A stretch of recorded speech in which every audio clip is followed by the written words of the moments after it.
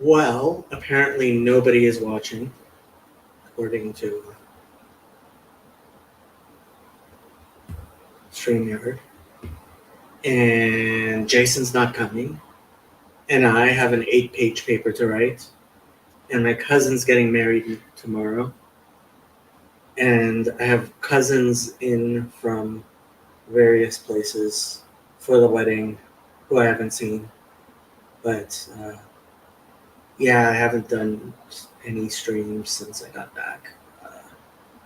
Life has been complicated and busy since I went to the Lord of Spirits conference. I did want to talk about something though. So I guess I could just rant.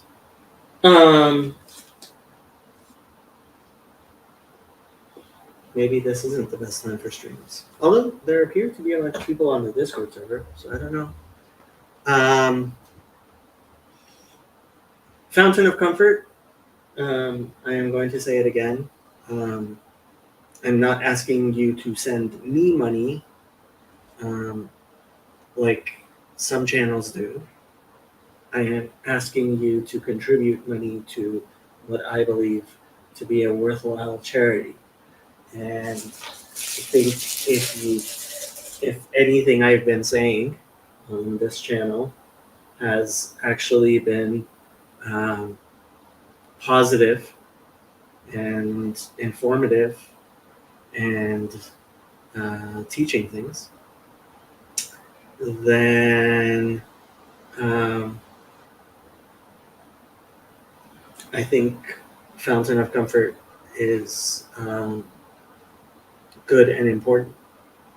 I mean, before this, I just got off a shift at the Trevor Project, and I have said one of the things I tweeted at Jordan Peterson, which I kind of sort of hope he has seen, is that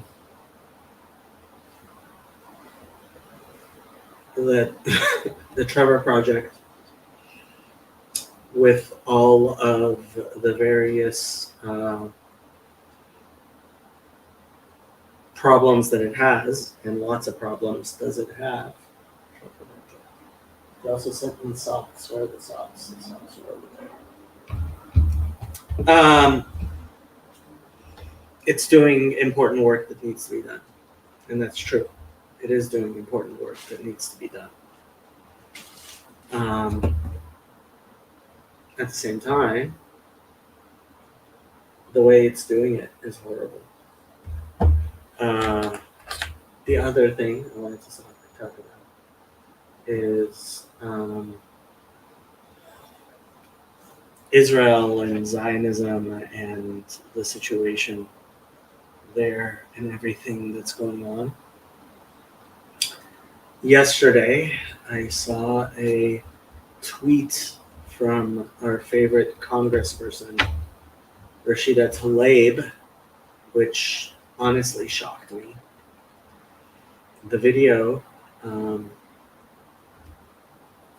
here, I will pull up stills from this.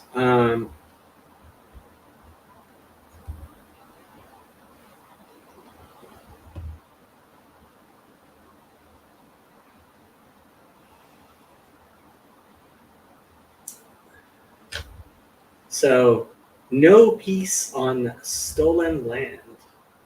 Hello, Gibbs. I don't believe I know you. And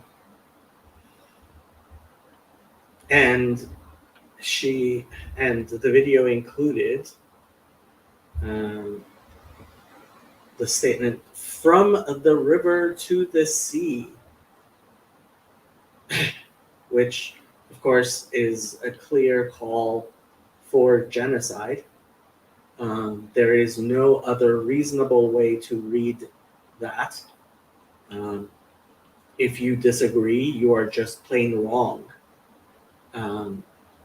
Nobody in 2023 sings that slogan, says that slogan without realizing that it is a call towards genocide.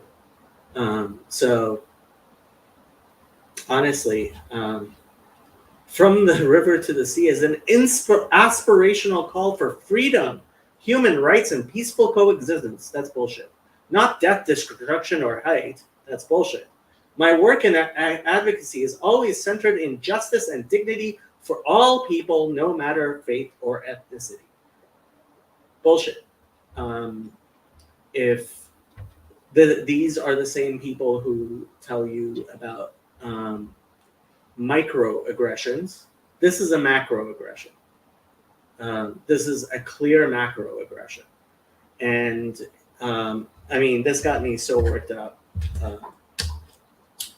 I went to my Reform synagogue last night.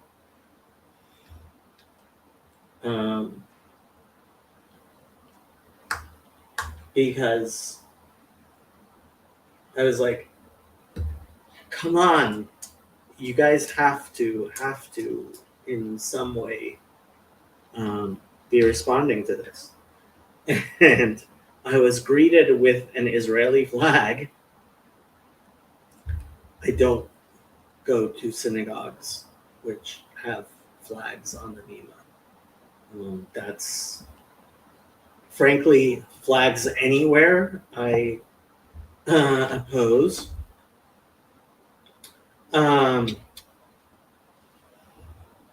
But flags on the bima, yeah, not my thing. I guess you would call the bima the stage or something.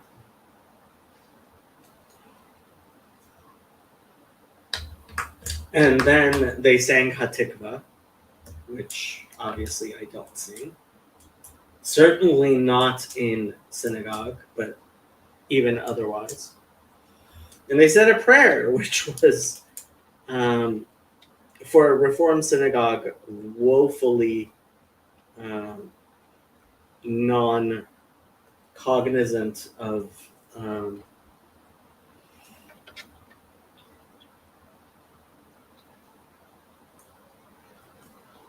the innocent people in Gaza. And there are innocent children in Gaza. I won't say anything about the adults there.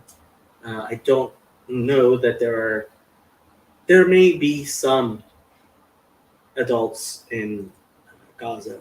I think if you insist on staying in Gaza, that's your immorality. And frankly, I say the same things by people, certainly people with children who live in the settlements in Israel. I don't think that is a halachically valid thing to do.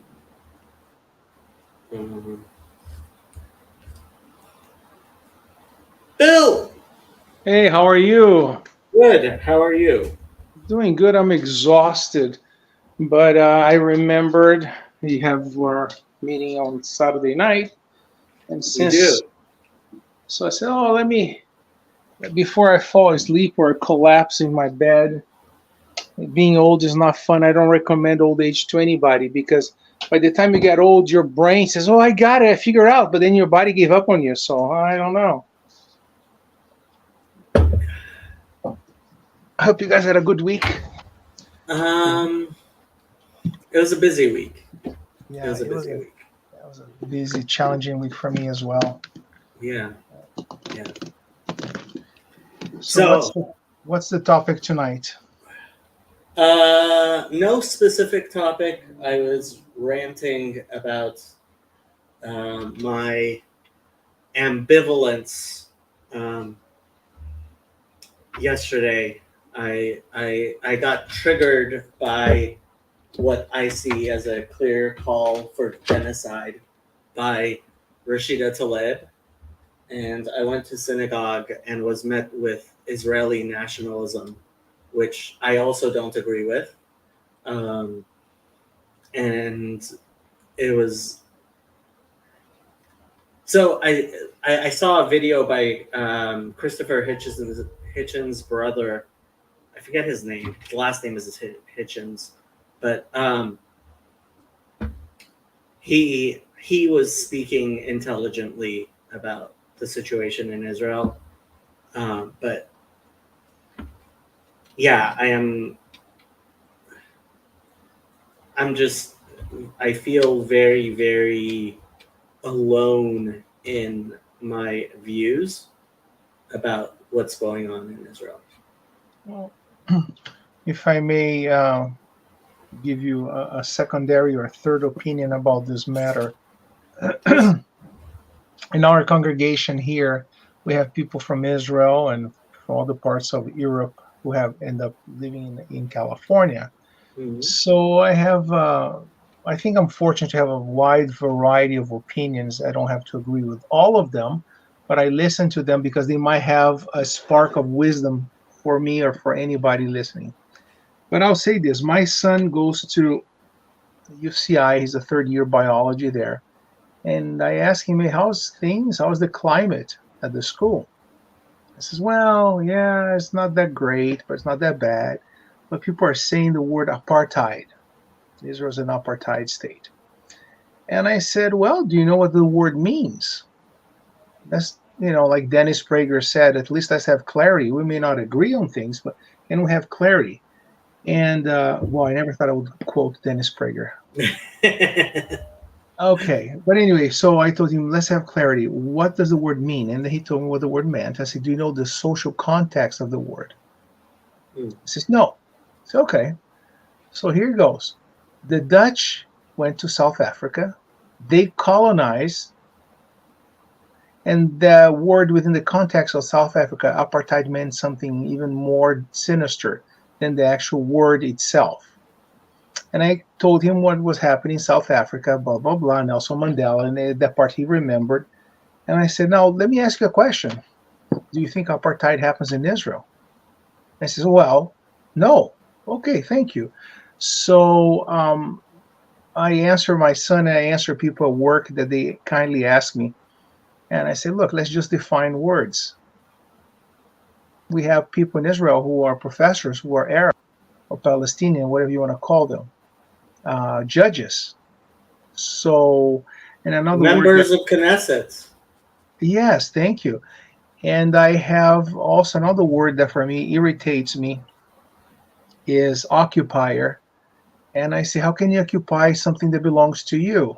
It's like I'm sitting on my car. It says, you're an occupier of this Toyota. So, yeah, I know, I bought it. Or I'm still paying for it, whatever you want to call it. So, and then, no, Jews haven't been here. And I kindly, I'm being very kind lately because I drink very often. And I said, have you heard of a guy called King David? Does that name ring a bell? And it's not a mythological figure from the Greeks. There's archaeological proof that he did exist. So yeah, he was already occupying Israel. Well, if you haven't heard about him, I suggest you open an encyclopedia. For young generation who have no idea what encyclopedia means. Wikipedia. Right? Wikipedia. Yeah, exactly. So and the last thing I tell my coworkers and people who ask me, I say war is ugly. By definition, war is nasty, ugly, dirty. There's no such thing. Oh, can we stop for lunch and can have air conditioning and internet so we can take a break and then I can go back to it? Doesn't work like that. Never did. So World War II was ugly. World War One, Vietnam, and yeah, there's tragedy on both sides. There's an abuse on both sides. Oh, I'm not gonna totally defend Israel. I'm not gonna totally defend the other. I'm just saying war is nasty. And everybody's looking at me like, Life is nasty. thank you, exactly. And Life is then messy. If you require anybody in your life to be perfect, you're going to be disappointed. It's one of the things yes, I say all the time. Wherever you go, all the people there, they're all going to be human beings. Yeah. So when you said you went to shul yesterday and you felt there was a lot of nationalism from the part of Israel, I understand why it's there, because when people are hurting, they gravitate to what is safe. So that part I understand. Um, Now the particular politician you mentioned, yeah, she is part of the. I'm I'm I'm creating a list of the idiots or the radicals, whatever you want to call them, on both parties. So I have like five of them for the Republican Party. I'm assembling for the Democrats, and Rashida is one of them. And then there's AOC, Alexandria Ocasio, is another one. So She's not an idiot. She knows what she's doing. I think well, AOC really knows what she's doing. idiot for the lack of a better word, Yeah. or somebody who's evil, somebody who's using words as a weapon. They're using demagoguery to get votes to get elected. That's what I mean by it. So I have friends who praise the Republican Party to high heavens, and I have friends who praise the Democratic Party. I'm in the middle saying, look, there's a bunch of idiots, morons, evil, and I can mention them by name: A, B, C, D, F, and yours have A, B, C. So what's up, um so it's a war of words. I think Yeah. it's a war, besides the weapons, of course. It's a war of words. So I'm sure you live in Los Angeles, you probably feel this even deeper. Than I live in the suburbs, far from Los Angeles. I live like at least 45 minutes from Los Angeles, so I am partially, not completely, partially shielded from the insanity. Mm. But what has been your experience living in the heart of LA? I mean, the fact is, when you're living your life, um, I don't think most people are as politicized and as political as online people make it seem. I am interning at Catholic Charities right now, and everybody has been very, very kind and asking, you know, do you have family, things like that. Just being kind, you know. Um, but growing up in Los Angeles, I always thought of myself as a very, very conservative Republican. And then when I, Bill, you're falling asleep. No, I'm totally with you, my friend. No. Okay. I have pain in my neck, but Oh, no, okay. If you're falling asleep, go to bed. It's fine. But no. and for many years, I thought of myself as a very conservative Republican, and only in the past few years have I been exposed to actual conservatives and realized I'm not conservative at all. I just saw the radical left here in Los Angeles, and as a reaction, thought of myself as a conservative. I understand. I totally understand. And if you allow me to give a small prediction of the elections for next year, Mm. I'll bet I'm willing to bank that not necessarily Donald Trump, because we don't know what's going to happen to him, okay? But somebody from the Republican Party will be nominated, of course, and that person will win the election. That's my prediction. Not because I like, not because I agree, is because when people are in fear, they tend to gravitate to what is comfortable and radical too. So I think in Israel will be Netanyahu again for another 2, 3 years. And here's going to be somebody from the same category. Um, I was surprised to hear that RFK Jr. has been polling at 22%. That's yeah, pretty high. yeah. So, it's going to be next year, the next 2, 3 years is going to be a very interesting political climate. I foresee a downturn of the economy. I think the real estate bubble is going to burst like it did in 2008. So anyway, I have a lot of predictions that are very bad. So I encourage anybody who has alcohol to start drinking now, so you can tolerate this.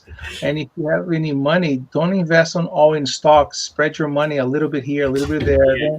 Don't put everything in one basket. But that's fine. Yeah. Well, that's good advice at any time. Don't put everything in one basket is always good advice. That's true. Yeah. So, how many viewers or listeners do you have tonight? Honestly, it must not be correct because it says 2, and more than 2 people have just commented. Usually, my Bible studies are pretty well attended, but I haven't been. Well, we moved the Bible study from Wednesdays to Saturday nights, so that's been part of the difference. And yeah, I'm not sure this is the best time. I mean, it's pretty late for the East Coast people and stuff, but like for me, with my schedule, I just can't do as much streaming as I used to do in the middle of the week. Mm-hmm. Well, if you want to increase your audience, you just have to give topics that are spicy and controversial. I mean, really. I mean, I hate to say that. It sounds like a gimmick, and it is a gimmick. But in the process, people will learn some Torah. Yeah. I mean, so I have to say, my big thing has been I want to build a community around my channel. Mm-hmm. And for me, that's a lot more important than numbers. Obviously, I would love large numbers, but I like the fact that when I look at my numbers, I have very large watch hours, much more than views. I have lots. So my watch hours are far, far beyond my views because the people who watch a lot of stuff and they get involved. And I like the fact that on my channel, there are other people who come and they stream on my channel. I don't know if you saw Chezi and Ben do a Pirkei Avot class every week. And we have a book club that I'm not involved in because I don't have the time. But I'm actually now that I kind of divorced myself from this other project, I'm going to be trying to get more people to stream on my channel because I don't want it to be just about me. It's not like, yeah, it's my name on the channel, but if I want it to be a community. I don't think you use Discord, do you? No, I agree with you. I think you said beautifully. I have a question for you. I'm not very tech savvy. Yeah. Technology is not my first strength at all. Yeah. So if somebody wants to hear to your particular Bible study or particular topic, can they go anytime during the day and click and listen to that? Yeah, on YouTube. Okay. Yeah. Oh, okay. Yeah, Then people listen. People watch and listen to my the stuff on my channel. Not just live. Yeah. Okay. In All fact, right. most of the people who watch and listen do so after. Okay. Yeah. All right. So that's good. So then you can have a far-reaching capability to bless other people, to educate other people. So that's nice. That's very nice, actually. I hope so. I don't do lives on my channel at all. I don't have time. I just do short episodes, no more than 8 minutes, because my audience don't have the attention span or the time. The time is big. Yeah. Yeah. To sit down and listen for something for half an hour. Now, if I like the radio a lot. I like radio a lot. And not Dennis Briggs, I'm sorry. Bill Handel and other people in KFI. I used to listen to them a lot when I was working in Los Angeles.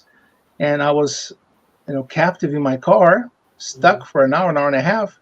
So guess what? Now I have the time to listen. But so yeah. Yeah, a lot of people. Yeah, a lot of people listen to in the background while they're working or something like that. Mhm. Um, Originally, my channel, all I did in my channel was I used to go through the Bible letter by letter in Hebrew. So Mhm. Bereshit, bet is a prepositional bet. Reshit is a construct form of Rosh, right? And my Genesis 1 video is 5 hours long. And I'm Okay. just going through letter by letter. And I never thought I thought it would be there as a reference in case in 100 years somebody wants to look up a verse. Mm-hmm. And people started actually listening, and a few people contacted me, and so the channel started growing, and it looks like I might actually it hit 1,000 subscribers eventually. I am at 984 right now. Oh, Mazel Tov. That's very good. Yeah. Yeah. I'm like a toddler next to you. I'm only have 200 subscribers, really. So, and I started my channel during COVID because I was so depressed and frustrated to be home that I says I need to vent. I need to do something. And I said, no, I don't want to start having classes. I mean, short classes, talking about anger, talking about this and whatever was, and that's how I started. And I never stopped, you know. Mm. And I delete old chapters, old channels, old topics. I go back and delete because perhaps it's not relevant now. It was relevant in 2020. Now it's not anymore. So yeah, it's good. Yeah, I have a pretty long backlog, and people still like that Genesis 1 video is like 3 years old, and people still sometimes look at it. I mean, yeah, different. I mean, Yeah. here, Yeah, no. The Genesis you don't delete. yeah. That's something is eternal. But what I delete from my channel, for example, is commentaries back when people were being very reluctant to wear masks, and would make a comment of this lady who entered a Target and started destroying one of the things that was holding the mask, a display. And I was like, wow. And then I mentioned something like, for example, during World War One, when the soldiers came back from the war and they brought the Spanish flu. Even at that time, people said we don't believe in masks, we don't want to wear masks, and of course, people died. So I was trying to do an analogy, a parallel analogy of the two. But Mhm. then, COVID is behind us. Thank God is behind us. I hope people are taking boosters. I hope you believe in vaccine. If you don't, science is a wonderful thing. You should try. But anyway, I, Bill. ah, No, no. The thing is, so a very good friend of mine, Sam Titteman, I had him on my channel. mhm, He has been published in the Journal of the American Medical Association and the Lancet mhm, on the vaccine. And one of the things we were talking about, and it's still a very good video. I highly recommend it. He he's a great researcher. Is there people were pretending there's one of two positions on the vaccine, and I don't think it's one of two positions. I think I don't think young people should be vaccinated, and I do think old people should be vaccinated. no, that's fine. That's a reasonable argument. I'm not even, you Yeah. know, but I'm saying I came across with people who said there is no COVID. This is a government conspiracy to implant you with chips. Yeah, And I yeah, don't and I don't mean Lay's potato chips. I mean other kind of chips. And these yeah. are people who should have been in my clinic for treatment, but yet they're driving cars outside. They're doing things, and some of them have guns, which is really scary. People who think like that. But I digress. So, but I don't say I believe in science. I've been correcting myself because science is not religion. I say I practice science. You just practice. Even if you don't believe it, just practice. It's a good thing. Washing your hands, disinfecting your house or clean. It's a good practice. So I don't care if you believe it or not. Just do But it. yes, Bill, I highly recommend you look into the Twitter files if you haven't already. Did you hear Okay. about the Twitter files? No, no. I highly recommend. Yeah, I am not surprised you haven't heard of them. I highly recommend just Google Twitter files and because the fact is, um, there's there's not enough sensible information uh, being disseminated, and that's one of the things that I hope I'm trying to remedy in the community that we have. There's a reason I had Sam on my channel, particularly because there were plenty of people who were very anti-vaccine, and they didn't believe that the vaccines were helpful. And Sam, like I said, he's been published in Journal of American Medical Association and the Lancet on the vaccine, showing the efficacy of the vaccine. Yeah. At the same time, he would never get his children vaccinated. And I think that's the reasonable position. Okay.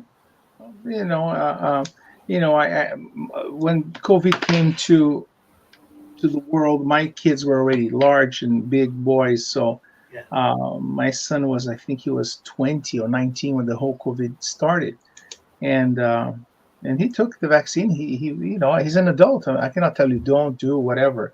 And my other son is even 10 years older, so I didn't have that struggle if I had small children. So Right. unfortunately, I cannot make a comment on that. Yeah. But like I said, for an adult person, somebody who's 18 and above, my general recommendation is science is a wonderful thing if you practice. If you practice, it's just like exercise. Chezi, our man in Jerusalem, says Shavua Tov. Yeah, yeah.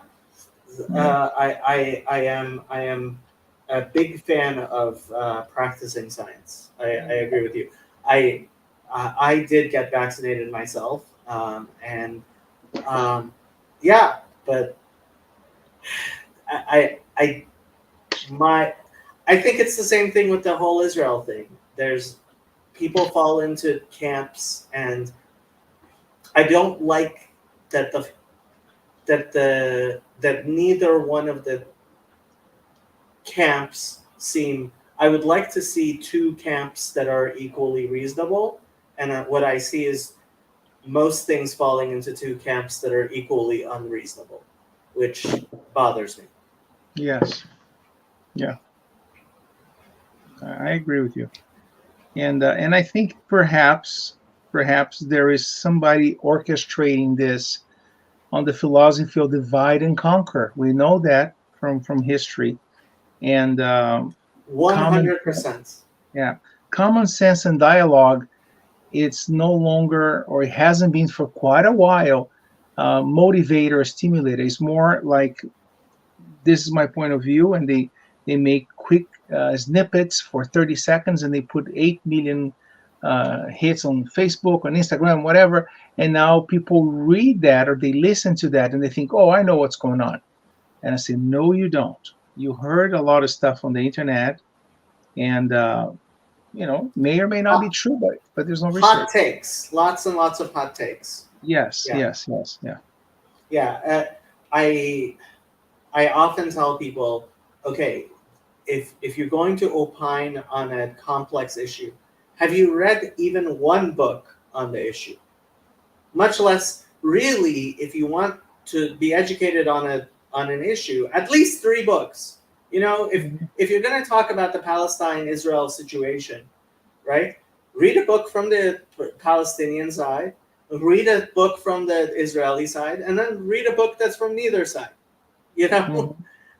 and and like at least 3 books. We're talking about something that's very, very complex, and too many people just are not willing to pay attention to the fact that things are. I've had people tell me, "Well, boil it down for me." And I'm like, I'm sorry, things don't get boiled down to complex things. You can't just boil them down. One of the worst things I think Richard Feynman ever said was, if you can't explain something simply, you don't understand it. I don't think that's true. I don't think that's true at all. I agree. Unless if what you offer is what you just said, that this is a difficult topic, there is suffering on both sides, and perhaps a solution perhaps could have been reached if people were willing to sit on the table with a sincere intention of negotiation.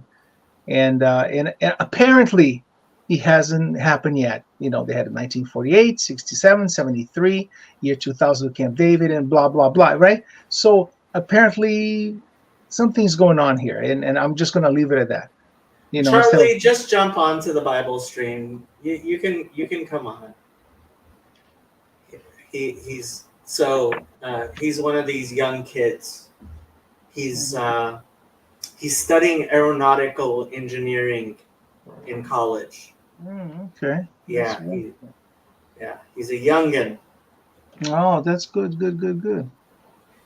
Charlie says he has nothing to add. Good, Okay. because neither do either one of us.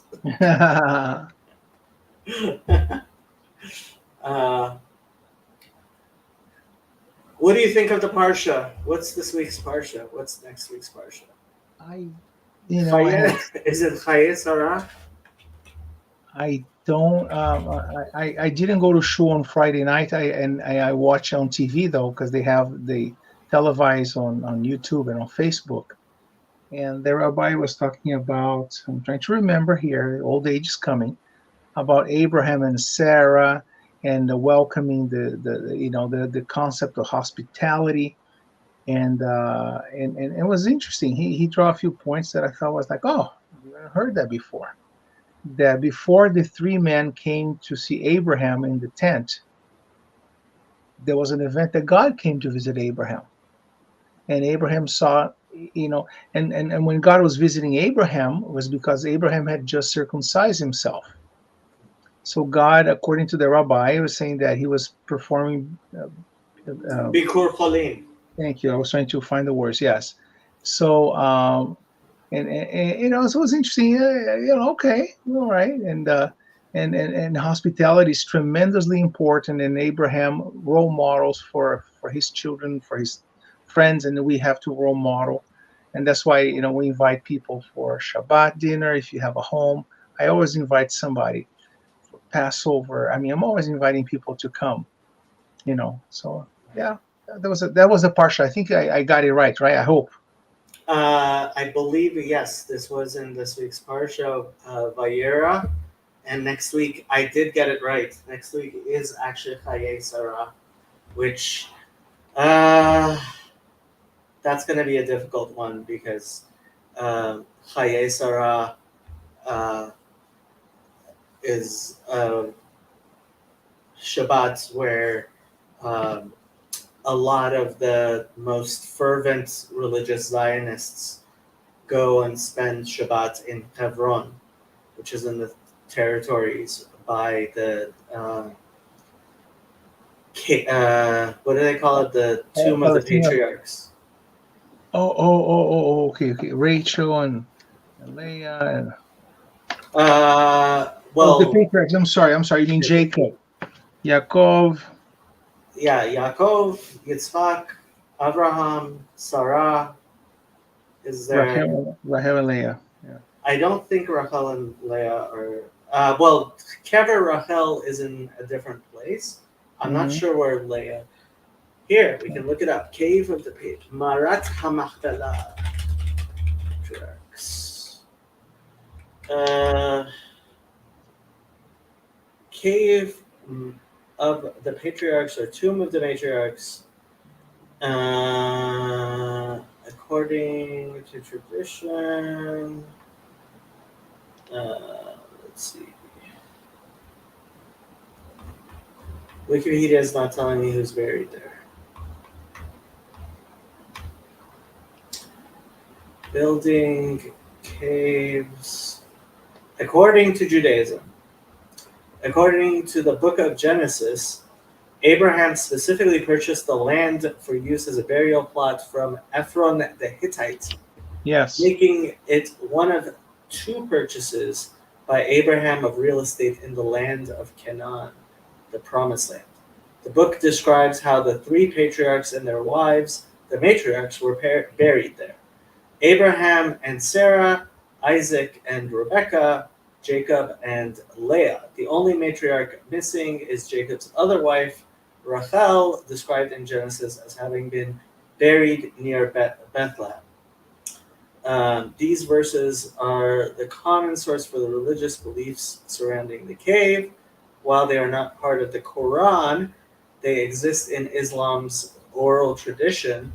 The story of Abraham's burial is recounted, for example, in apparently Ibn Kathir's 14th century Stories of the Prophets. So there you go. I think Abraham bought the cave of Machpelah. I think I'm pronouncing wrongly, but yes. Yeah, Marat HaMachpelah. Right, yeah. Okay, that'll be next week. So, all right. Oh. Yeah, Chazi says, so much to discuss in this Parsha. I'll try and join in an hour if this is still going. So he's in Jerusalem, and he has to take his kids to school and stuff in the morning. It's, I think, like 7 a.m. right now over there. By the way, we gain an hour today, ladies and gentlemen. Oh, really? Is that tonight? Yes, tonight. So at midnight, we bring our clocks back to 11 p.m. Aha! So maybe I will finish my paper before I have to turn it in. Yeah, and the head of Esau, apparently there's a midrash that Esau's head alone was buried in Marat HaMachpelah. And there are many midrashim on why just his head. I'm going to reach out here since we're talking about Bible study. We could share some books for conversation. Yeah. How many of you guys haven't heard of a British? He was a journalist and I believe a theologian as well. It's called Hyam Maccoby. I talk about him. Yeah. Oh, yeah. You is that the Myth Maker? Yeah. I did a book review of that on my channel a while back. Yeah. So that's a great book. Yeah. I have a small library, to be honest with you. I wish I had more. Then there's David Klinghoffer. How many of you guys remember him? He has this over here. It's a little raunchy. He's a little brutal. Mm-hmm. No, he's not. I'll take it back. This is another book here. Oh, haven't seen that one. Okay. Yeah. That one. Okay. This is not a Jewish book right here, but it involves a clergy. We had many years ago, we had a rabbi in the congregation that I'm not going to mention, and he was splitting the congregation in two. So we got this book for us to read, Clergy Killers. And this is a phenomena that rabbis, pastors, and other religious leaders got together to talk about this. Now, in social work and psychology, we have a name for this. It's called borderline personality disorder. Okay? Mm-hmm. But they put this in a beautifully book called Clergy Killers.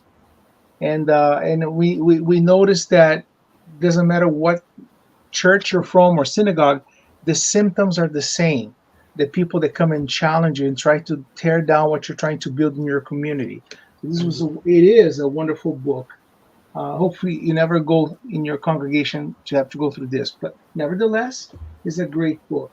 So what's the premise of the book? I don't understand exactly. Like that there are people with borderline personality disorder who come and ruin communities and in a sense kill the clergy, or that the clergy are... yeah, it's not a physical kill. It's Yeah. more killing your character, killing Uh-huh. your reputation. Yeah. And this is a guidance for pastors and rabbis and congregations under attack. Mm. Yes. That So sounds interesting. yeah, this was, and the author is Lloyd Rediger. Okay. Lloyd, I'll put it over here like this, and you can get this on Amazon. They're fairly inexpensive. Um, Everybody who's going through seminary Yeah. or should read this book. I think is a wonderful book. I mentioned borderline because I try to simplify. In a nutshell, that's what it Yeah. is. But it goes step by step what they have been doing to their congregations, Mm. and as oh my gosh, that's amazing. Mm. Um, let's see another book that is fun. Have you ever seen this book here? Everybody, I bought this as the Jewish Book of Why. Oh, is that Tolushkin or Donan? No, hold on a second. This one here, Alfred Kolach. Okay. Yeah, 1985. Actually, this is the second one, the second Yeah. Jewish Book of Why. The first one was probably 1971, 72, Mm. and basically is all questions. Why? And he breaks down here in categories, for example, marriage, and then he goes like this: Jews and Gentile relationships, Judaism, Christianity is another chapter, foods, Jewish woman, laws and customs, and it's not super deep. Don't get me wrong, but this is a wonderful start for somebody like my son who has questions. Hey, mijo, just grab this. We can talk about it later. Or even me, I forget stuff. I don't want to remember everything, so sometimes it's a good refresher. Let's see. Oh, you're gonna like this, Jacob. The Gnostic Gospels by Elaine Pagels. Mm. Interesting. She is a Harvard professor. I don't know if Yeah. she retired already.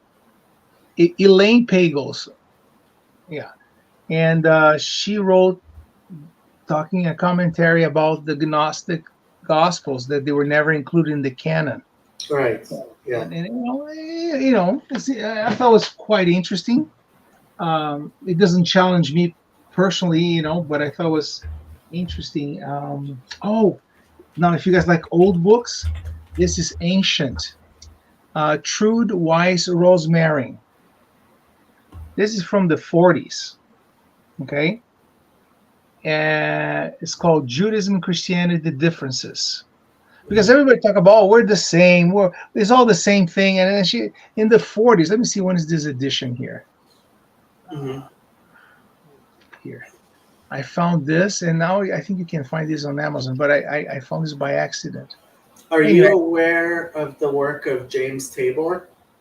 No, I'm not. If you like Chaim Maccabee, Yeah. So James Tabor is says somewhat similar things, but in a much more scholarly way that is more palatable to Christians. Okay. Yeah. Fair enough. Yeah. Fair enough. So Chezi says, just started, this looks good. The Return of Israel and the Hope of the World. Book by Abraham Livni. Is that the Livni that Yosef really likes, I think? I bought this, and I haven't had a chance to read it yet. Star of Redemption by Franz Rosenzweig. Oh, I haven't seen that. Okay. Huh. So, the story of Franz Rosenzweig is that he was a philosopher, and he was Jewish heritage, but he was not religious.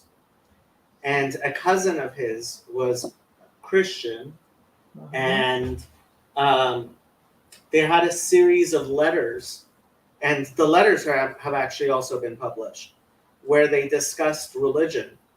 And his cousin convinced him to convert to Christianity. Oh. And Franz Rosenzweig said, if I'm going to convert to Christianity, I'm going to do it right, which means first I'm going to learn all about Judaism and then convert. I see. And so he started going to synagogue and learning about Judaism. And by the time he was finished learning, well, enough about Judaism, he wrote this book to explain why he no longer felt the necessity to convert to Christianity. Interesting. Yeah. I like that. Yeah. I like that. I thought you would. Now, for those who are there and you have small children or teenagers, this is a nice one here. The Jewish Heritage Quiz Book by Alfred Kolarch. It's the same gentleman who wrote the book, The Jewish Book of Why. Same author. But this one is kind of nice because he breaks down, for example, literature, Jewish literature, history, community, language, holidays, biblical knowledge. And this is a quiz. Now, if you have pre-teenagers, they tend to be a little competitive. And to get them away from the television or of the computer monitor, a quiz book, and believe it or not, some of the stuff here I don't know. I make mistakes too. Well, I know everything, so that's not. Oh, brother, I'll tell you. Yeah, when I read books, I just look for things to correct. Yeah. What else do I have here? I have a few things here. Jewish holidays.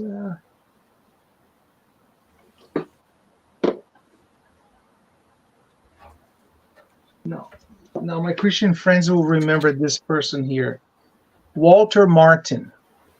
If you're Protestant, you know this name. Walter Martin was very popular back in the 60s, 70s, and 80s. He died of a heart attack. I don't remember when, but this was the Bible, almost the Bible, for Protestant, to understand other movements within their faith. He's very thorough. For example, he explains Jehovah's Witness, right? He goes in detail. And then he goes to another one, Christian Science. He goes on and on and on to different groups here. Latter-day Saints. What else here? The Moonies. Okay. Baha'i Faith. And again, don't get me wrong. I don't agree with Mr. Walter Martin completely, but at least I look for the research that he did. In English, the word cult is a very negative, unfortunately, still carries the negative connotation. They have since then, so they say new religious movement. That's what they say. They don't say cults anymore. In Portuguese, by the way, the word cult means to worship, which is the true meaning of the word in the original. So we say, you want to go to the culto in Portuguese? And you go, oh my God, I want to go to a cult. No, it's the time of worship. Yeah. No, I mean, the word culture comes from cult. Yeah. Right? Yeah, isn't that funny? Yeah.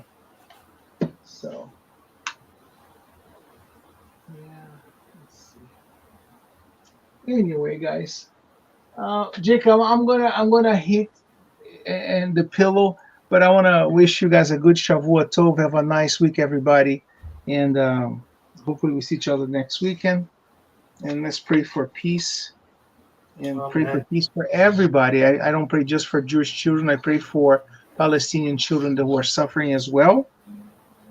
Because children often pay for the mistakes and the greed of their parents or other adults around them. Sure. So I don't have nobody who is sensible has any rejoice on children dying. Okay? Sure. But war is a war, and hopefully this will finish fast. And hopefully something very good gets accomplished. But I'll leave it at that. Shavua Tov, everybody. Jacob, have a nice week, okay? Shavua Tov. Thank you. Bye-bye. Uh, okay, so Shadow is sleeping. Let's see, what else? What else is there?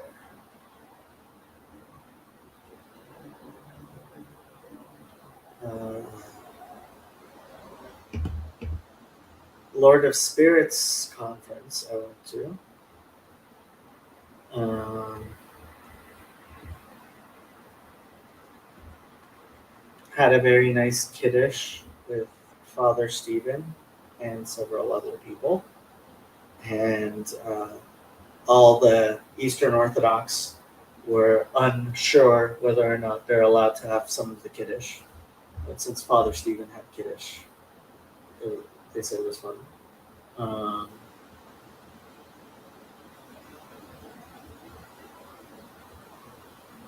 yeah, it was interesting. They don't know what to say about the Lord of Spirits conference. Not too much to say. Glad I went. Met a lot of people, including a person who works on Jonathan Pajot's website, and he encouraged me to write an article for the website, which I may just do. Uh, well, in a couple of weeks, I'll have some more free time, so maybe I'll do that. Um, and hopefully, in a couple of weeks, I'll have a bathroom by then. Back. It'd be nice to live in an apartment with a bathroom again.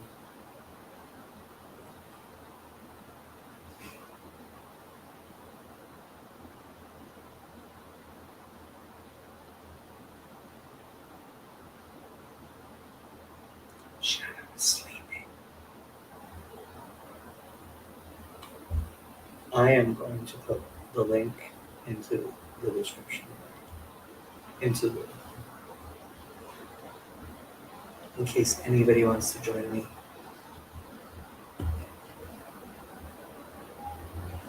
Jason is busy doing a ton of stuff, and that's why I don't have my regular co-host.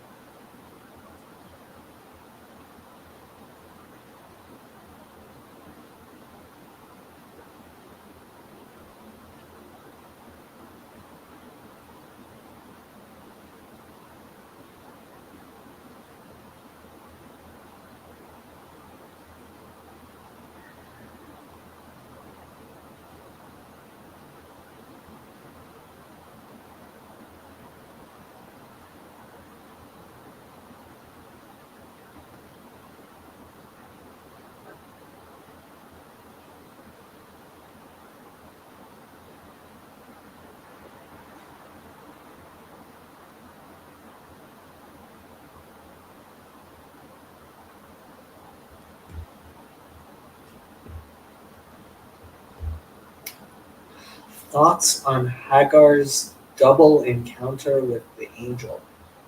Was it a double encounter? I don't know.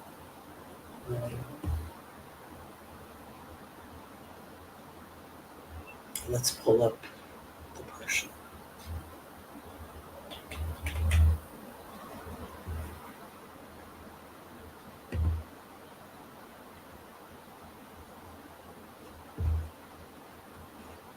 Tanakh, Genesis. I think we're in the 16s. Um, well, I'm guessing he's asking about Vayera. Was it in Vayera? Yeah, it must have been in Vayera because Chaya Sarah was when she passed.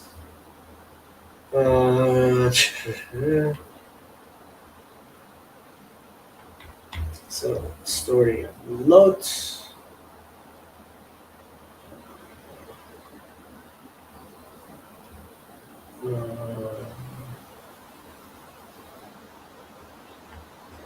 More of the story of Lot. Abraham goes from there.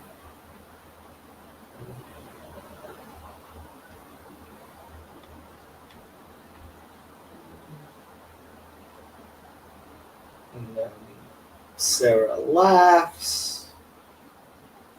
There we go. Vayashkem Abraham. Excuse me. Let me grab some.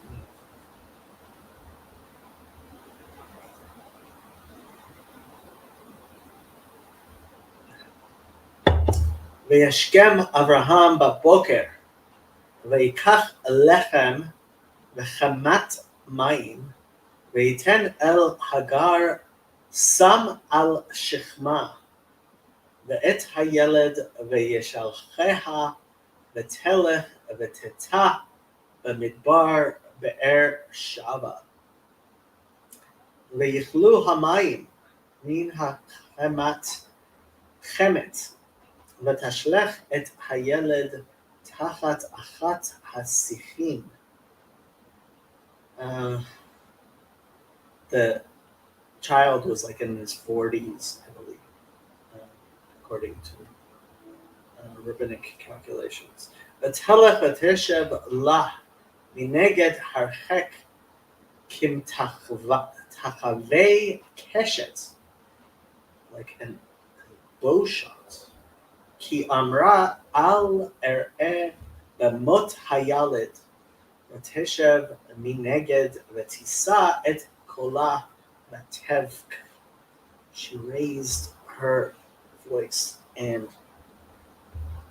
she cried. וישמע אלוקים את קול הנער. It says she cried, but God heard the voice of the child, young man. ויקרא מלאך אלוקים אל הגר מן השמיים ויאמר לה, מה לך הגר אל תראי, כי שמע אלוקים אל קול הנער באשר הוא שם. Famously, the famous Ba'asher Hu Sham, as he is there, innocent yet of the murders he was going to commit. Kumi si'i et hana'ar, v'hachziki et yadech, bo ki legoy gadol asimenu, I shall make him a great nation. V'yifkach Elokim et eineha, ותראה באר מים, ותלך ותמלא את החמת מים, ותשק את הנער.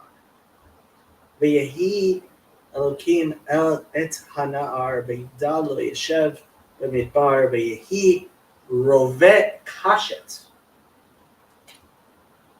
וישב במדבר פרען, ותיקח לו עמו אישה מארץ מצרים.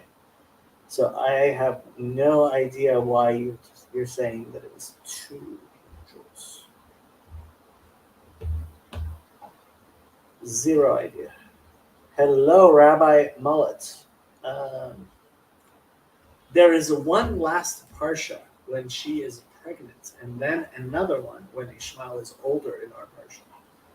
In this portion, it's important to focus on the word bow here, keshet, and what Ishmael grows up to be, archer, psychologically speaking. What is this importance of keshet? Why is bow so important?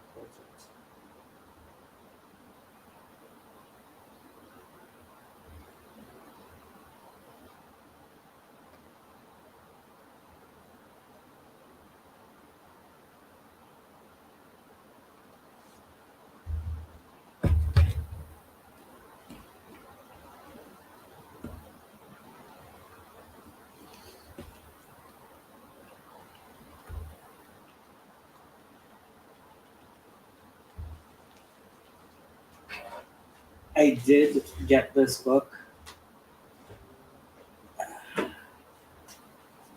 Sheva Mitzvot Hashem by Rabbi Weiner, Moshe Weiner. It is 14 years old.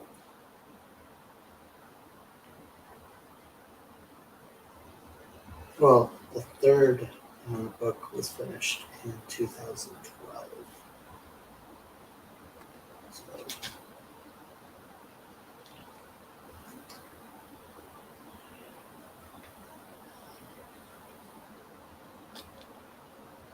interestingly enough,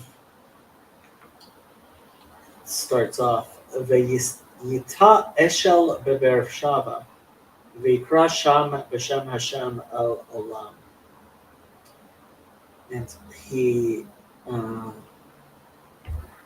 pitched a tent in Beersheba, and there he called on the name of the Lord, the God of the world.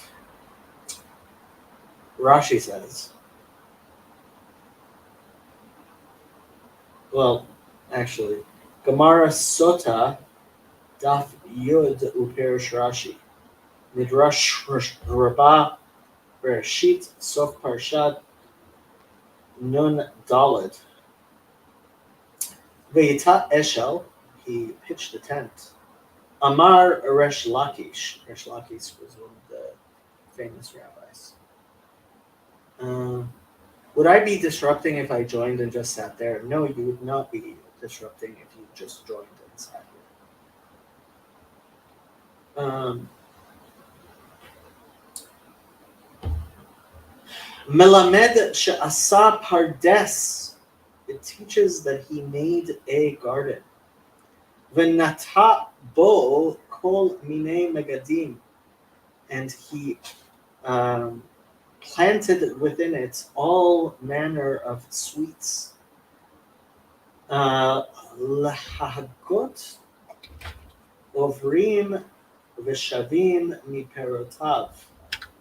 I'm not sure what he means by the way. Lahagot. Oh, lehahanot. Sorry. To for the use of those who pass by from its fruit. Rabbi Nechemia Amar, Rabbi Nechemia says, Humdak lachsanya. I forget what Humdak lachsanya means. I think it's like a little mart or something. Lachnis et haorchim, to bring in the guests. Laluna sham, to sojourn there, to sleep there. Ulachal kelam b'machal umishteh, and to feed them with, to nourish them with food and drink. Veikra sham b'shem havaya kel olam, and there he called in the name of the Lord God of the world. Amar Resh Lakish, al tikra vayikra ela vayakri. So this is one of the famous ways that the rabbis darshan, exegete verses, is they tell us how you could read them using different vocalizations. So don't read it and he called, but he caused to call. Melamed shehikri Avraham Avinu l'shmo shel HaKadosh Baruch Hu. It teaches us that Abraham caused the name of God to be the Holy One, blessed be He, to be called out. Hu bepeh kol over v'shav. In the mouth of each person who went past. Ketzad, how did he do this? Lachar she'achlu v'shatu. Amdu Haorchim Levarcho Labraham. After they had eaten and drank, they would stand the guests to bless Abraham. Amar lahem, he would say to them, V'chi mishali achaltem. Is it that you drank, you ate from that which is mine? Mishal Elokei olam achaltem. You ate of that which belongs to the God of the world. Hodu v'varchu l'mi she'amar v'haya ha'olam. Give thanks and bless he who said and what the world was. V'hem homrim lo ma ne'emar. And they said to him, what should we say? Amar lahem, he said to them, Baruch kel olam sha'achalnu mishalo. Blessed is the Lord of the world, of whose food we have partaken. Kach limed Abraham befi kol habriot. In such a manner, Abraham taught all of creation. Likrot b'shem Hashem kel olam. To call in the name of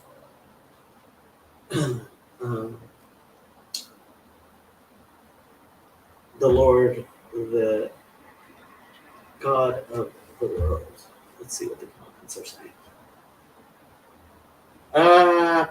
How the Torah is focusing that Hagar was out of Ishmael's reach, and how this gave him PTSD, and he wanted things to never be out of reach again. Interesting. Join Charlie. I'm joining in 30. Hey, Sefer Sheva Mitzvot Hashem. I'm reading that and I love it. Sorry, I know I'm behind in the stream. You're not that far behind. I was actually very impressed by this Haskama. Rabbi Zalman Nehemiah Goldberg was asked to give his approbation for the book, and this is what he wrote.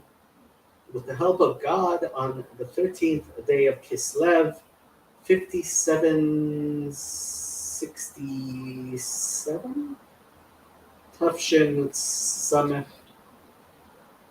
Zion. Yeah, that's 67.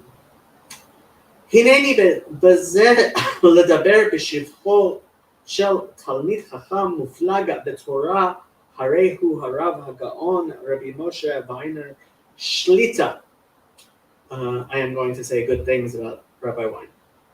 ובשבח ספרו שולחן ערוך לבני נוח. And as to compliment his book, a code of Jewish law for the sons of Noah. Shehu birur halachot shel sheva mitzvot bnei Noah. That is a clarification of the mitzvot, 7 mitzvot of Noachites. Uve'emet hara niflaot levarer v'lifsok. And truly, he shows wondrous things in clarifying and poskening. בעניינים שלא העריכו ולא נתברר בהרחבה בספרי הפוסקים, in things that have not been clarified at length in the books of the poskim, those rabbis who decide such matters. ולכן עיפריון נמתיה להרב הנעל. I don't know where this comes from. Iparion means a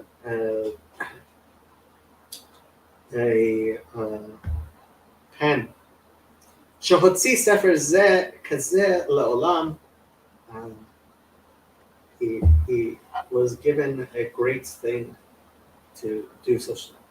The lechibat hakot. Excuse me. I have this dry throat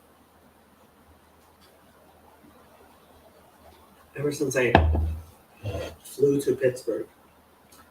And for the love of the holy, hosafti be'eze makomot ha'arot.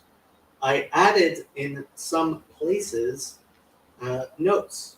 So he went through the book, which most rabbis of his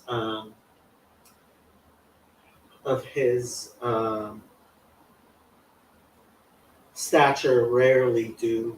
If they're going to do anything, they would give a student a book to read and see, and they might flip through it. But here he decided to add notes, and Rabbi Weiner later thanks him profusely for doing that.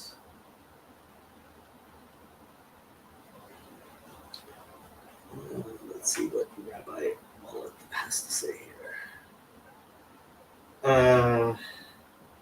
Eshel is not a tent. You're thinking of Ohel. Yeah, but I thought Eshel still gets translated. Pundak Achsania is an inn. Kel Olam may mean eternal God, rather God of the world. Okay. Although, based on the Midrashic interpretation, your translation may be accurate. Okay. And then Rabbi Eliozrov and Rabbi Shlomo Moshe Amar, and there is a letter at the beginning from Rabbi Yaakov Emanuel Shahat of blessed memory. He was a very interesting man. Yeah, I am still trying to study this as best I can. Right?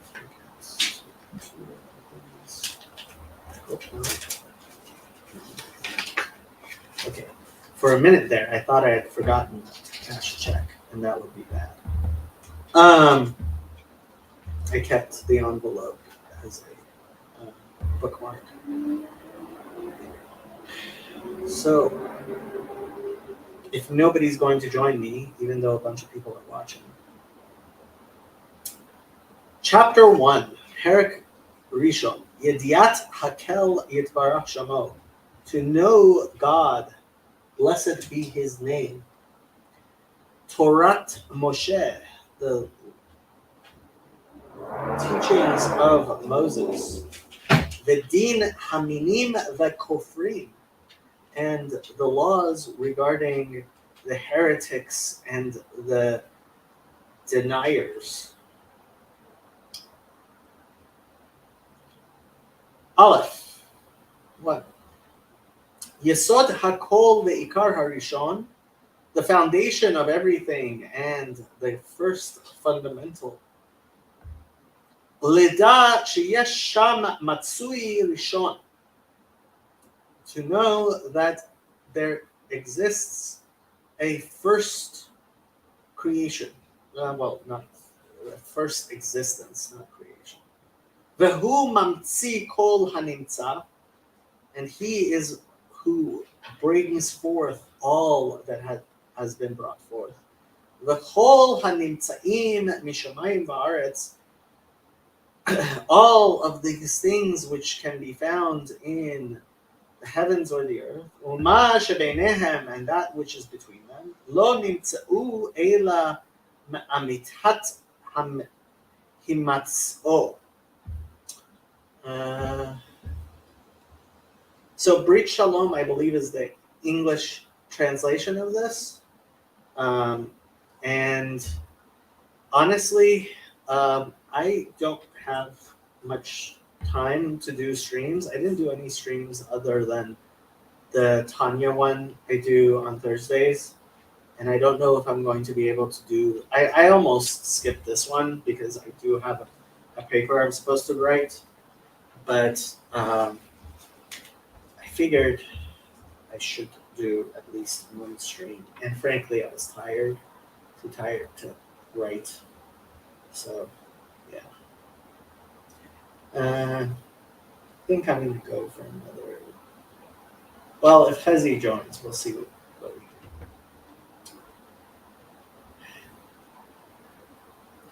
do. Yes, Charlie. It's especially the paper I was going to write. 2. Hamatsui bezeh hu Elokei ha'olam. This existence is the God of the world. Adon kol haaretz, the master of all of the land. Vehu hamanhig kol ha'olam, and he is the one who he drives, runs all of the world. Kulo, all of it. Bekoach she'in lo ketz v'tachlit, with a power that has no end or end. Bekoach she'in lo hefsek, with a power that does not stop. Shahagalgal sovev tamid, that the heavens, the orbits turn.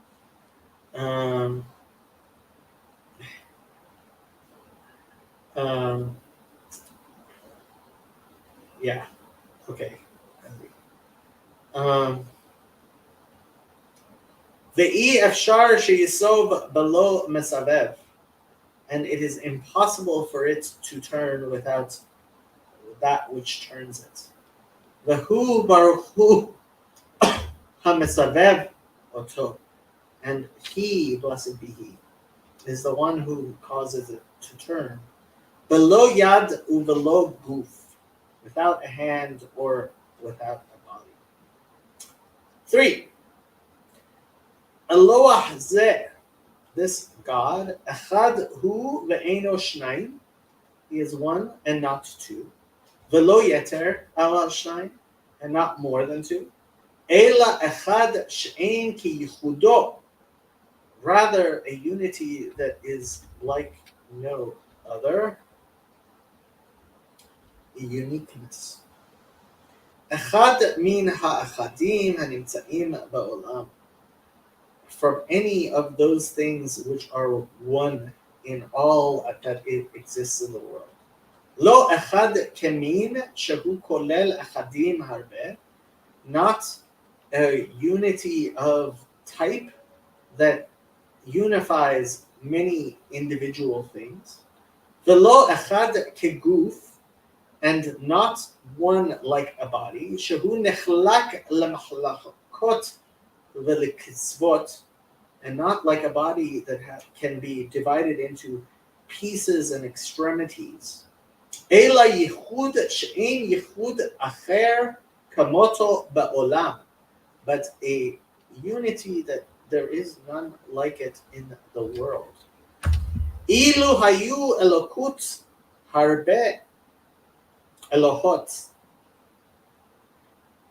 Elokut harbe hayu gufim uguviyot. Gufot uguviyot.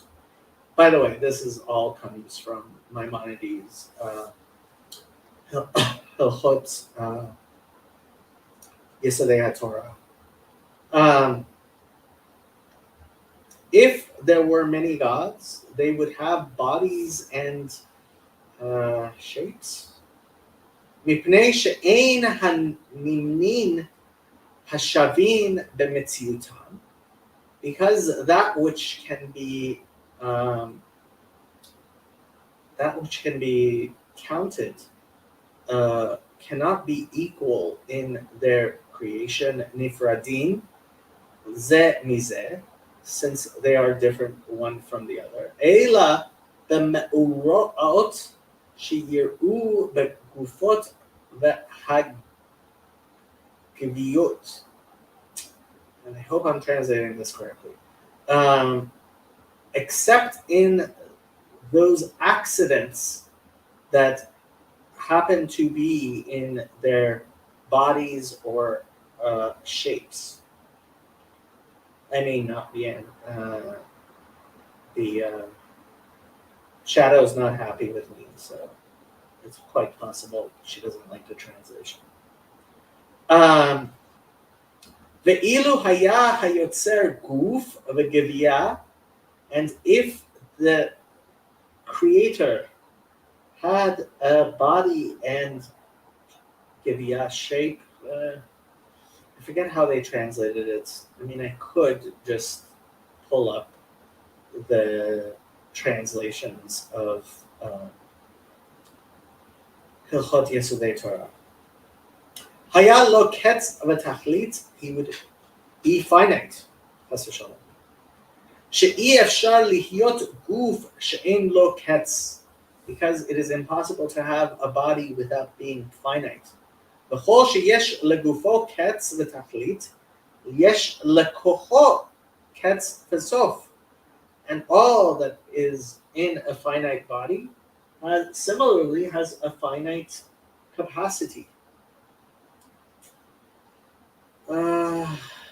Ve'eloah ze hoil v'kocho ein lo ketz, and this God or power, since his capacity has no end, ואינו פוסק שהרי הגלגל סובב תמיד והעולם כמנהגו נוהג, and it does not cease, since we see that the world turns always, and the world is run according to its laws. Im ken ein kocho koach guf. Therefore, his potential power cannot be that of a body. V'hoil ve'eno guf lo ya'areh lo me'orot hagufot, and since he does not have a body, the accidents of a body do not pertain to him. Kedei sheyeh nechlak v'nefrad me'acher, for him to be separated from something else. Lefichach ei afshar sheyeh ela echad. Therefore, it is impossible that there should be anything other than one. And if I remember correctly, the Ravid, while he does not disagree, he also does not agree that it is fundamental to Jewish faith that all people agree with this. As God promised Noah, not sure what you mean. 4. וכשם שאין מציאותו כמציאות אחד הנבראים, and just like his essence is not like one of that which is created, כן אמיתתו אינו כאמת אחד הנבראים. Similarly, his truth is not like a created truth. כי כל הנמצאים צריכים לו, because all that exists needs him, והוא ברוך הוא אינו צריך להם, and he does, blessed be he, does not need them. לפיכך אין אמיתתו כאמת אמיתת אחד מהם. Therefore, his truth is not like the truth of any of them. הוא שהנביא אומר Hashem Elokim emet, and that is what the prophet Jeremiah 10:10 says, and God, and the Lord is the God of truth. Hu levado, he by himself, ha'emet, ve'ein la'acher emet ka'amitato. He himself is true, and there is no truth like him. Good night, Rabbi Muller. V'chen katuv b'Torah, and similarly it is written in the Torah, Deuteronomy 4:35. Ein od milvado, there is none other than him. Klomar, that is to say, en sham matsui emet milvado kamoto. That is to say that there is nothing found which is like other than him that is like him. What do you think, Shadow? Shadow's not a huge fan. Yes. Rambam, the laws of the foundations of the Torah, chapter 1.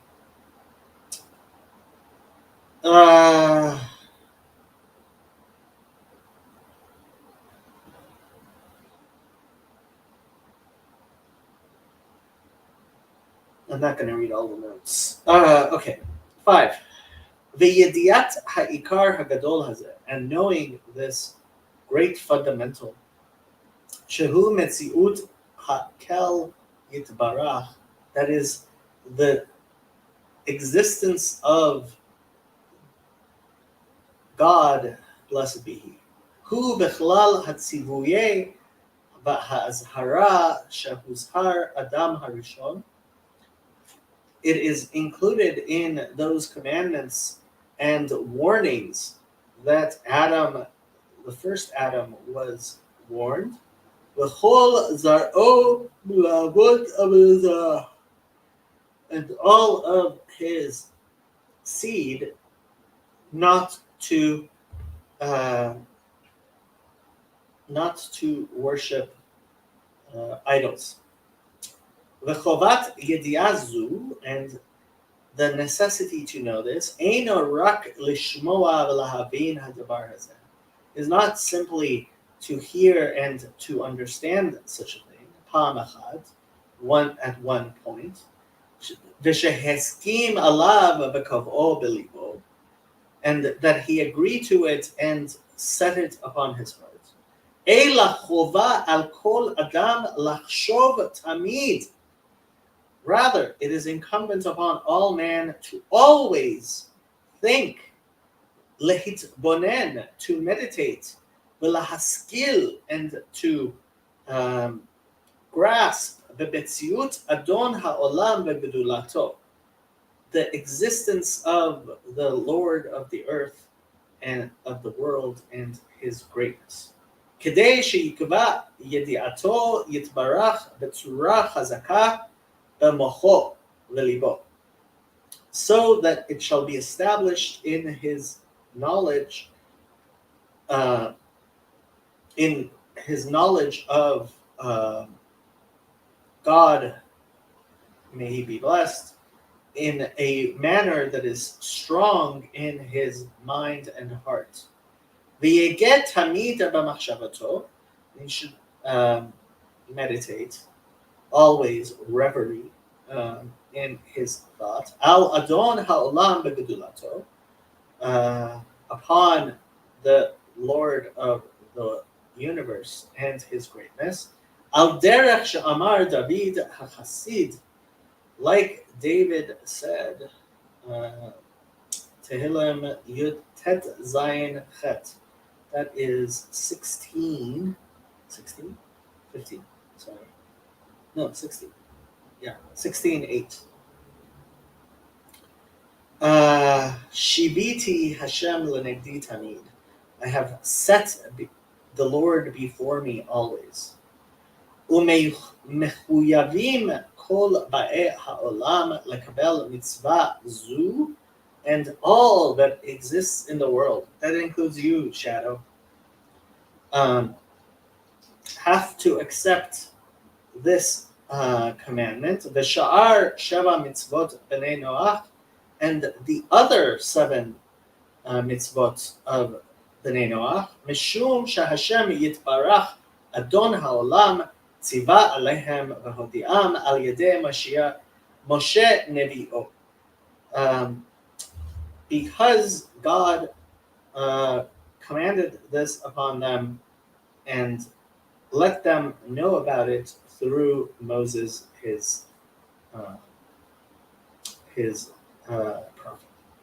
V'tzivui ze al yediat v'hakarat metziut ha'el, and this commandment, which is to know and to recognize the existence of God, kolelet gam kabbalat malchuto, includes also accepting his kingship, Ve'ol Malchuto, and the yoke of his kingship, the Hayinu, that is to say, Sheikabel al Atzmo, that he should accept upon himself, La'asot kol tzivuyav, to do all of his commandments, u'mitzvotav, and his commandments, Sheva mitzvot halalu v'chol prateihem.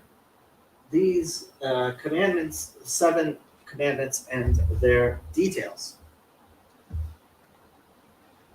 6. Kol hamekabel sheva mitzvot elu v'nizhar la'asotan. Anyone who accepts these 7 mitzvot and is careful to do them, harez zeh mechasidei umot ha'olam. He is a pious man of the nations of the world. V'yesh lo chelek le'olam haba, and he has a place in the world to come.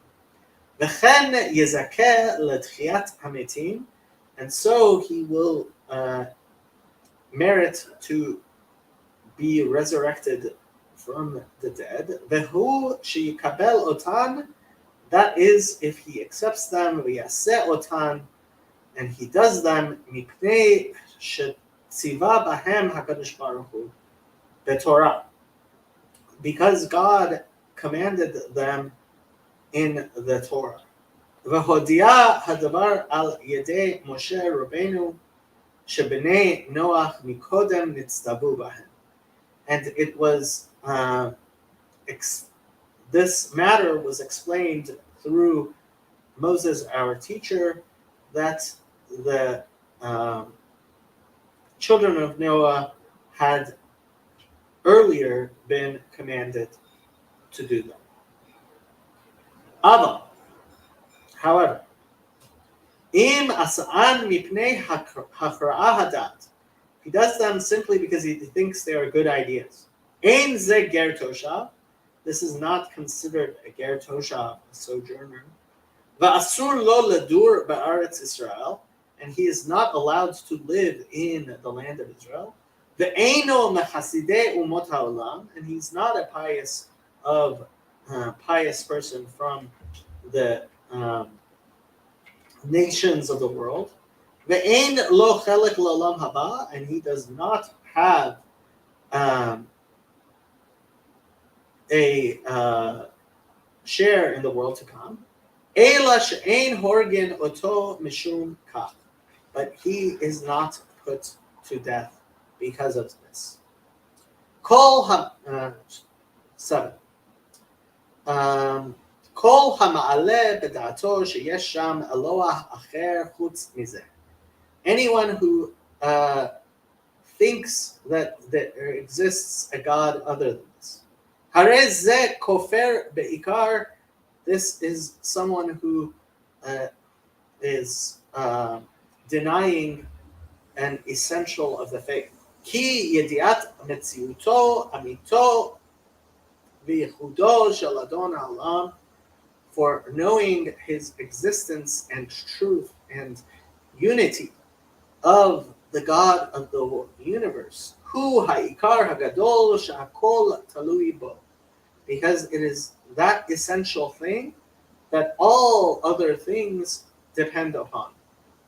V'harei zeh min ve'over oved elilim, he is a heretic and someone who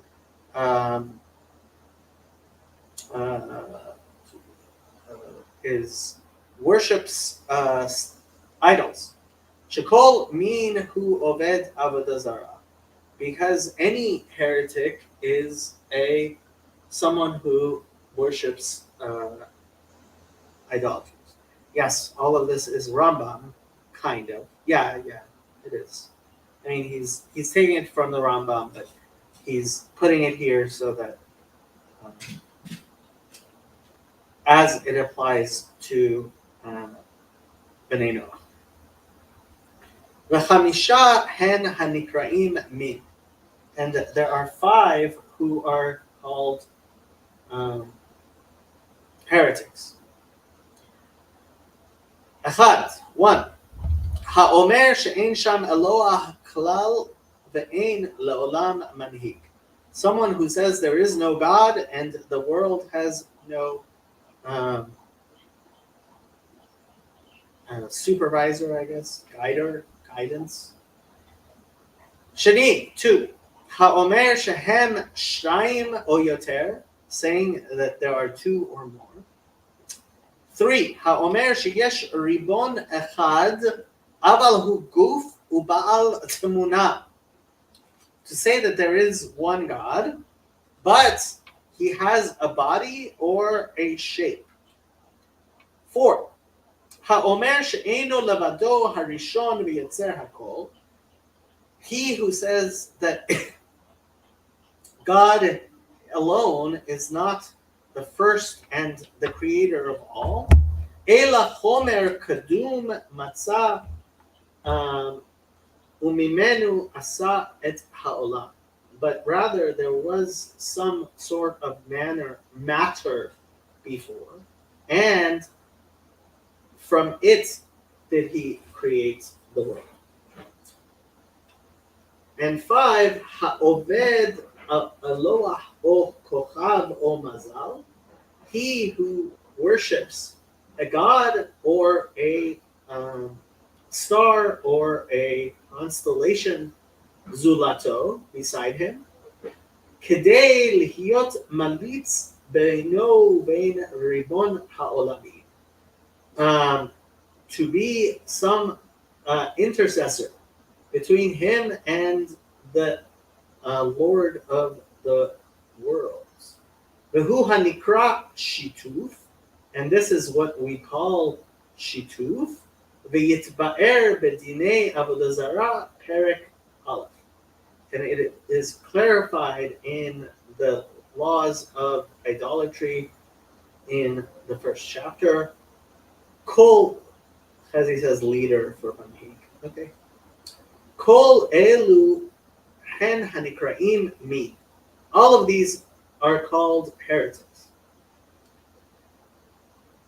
8. Ha'omer she'ein sham nevuah klal. He who says that there is no such thing as prophecy. Ve'ein sham mada shemagia mehaboreh, and there is no knowledge that comes from the Creator. Lelev b'nei adam, to the hearts of man.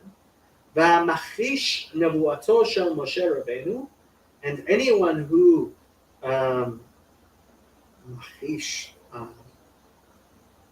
denies, I guess, the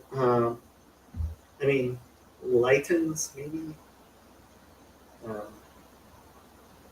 don't know. The prophecy of Moses, our teacher, V'ha'omer she'ein haboreh yodea ma'aseh b'nei adam, or someone who says that the Creator does not know what men do.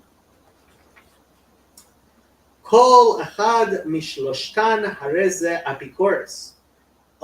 Any of these three is considered an apikoros, which is the loan word in Aramaic from the Greek, referring to Epicurus, Epicurean, but usually translated as a form of heretic. I don't know why Shadow likes biting paper so much, but she does, and she's destroying everything. וכן האומר שאין המצוות הללו מאת אדון העולם. Similarly, someone who says that these commandments do not come from God, אף על פי שמקיימן מפני הכרע הדת, even though he may keep them because they make sense. אפילו אמר שהם ציוויים מאת משה רבינו עצמו, even if he says that they are from Moses himself, shehu katvan mida'ato, that he wrote them according to his understanding, lo tzivui mipi ha'el, and not a commandment from the mouth of God. Hello, Chazi. Hello. How are you Shavua doing? tov. Shavua Tov.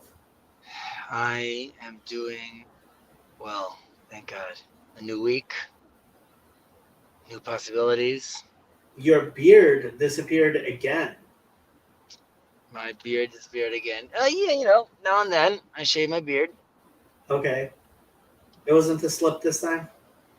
No, that was a full. Okay, this woman literally not getting out of the road in front of me. 1 second. I don't want to honk because she's very old. Give her a heart attack. Okay, there, she moved. Israeli drivers, I tell you.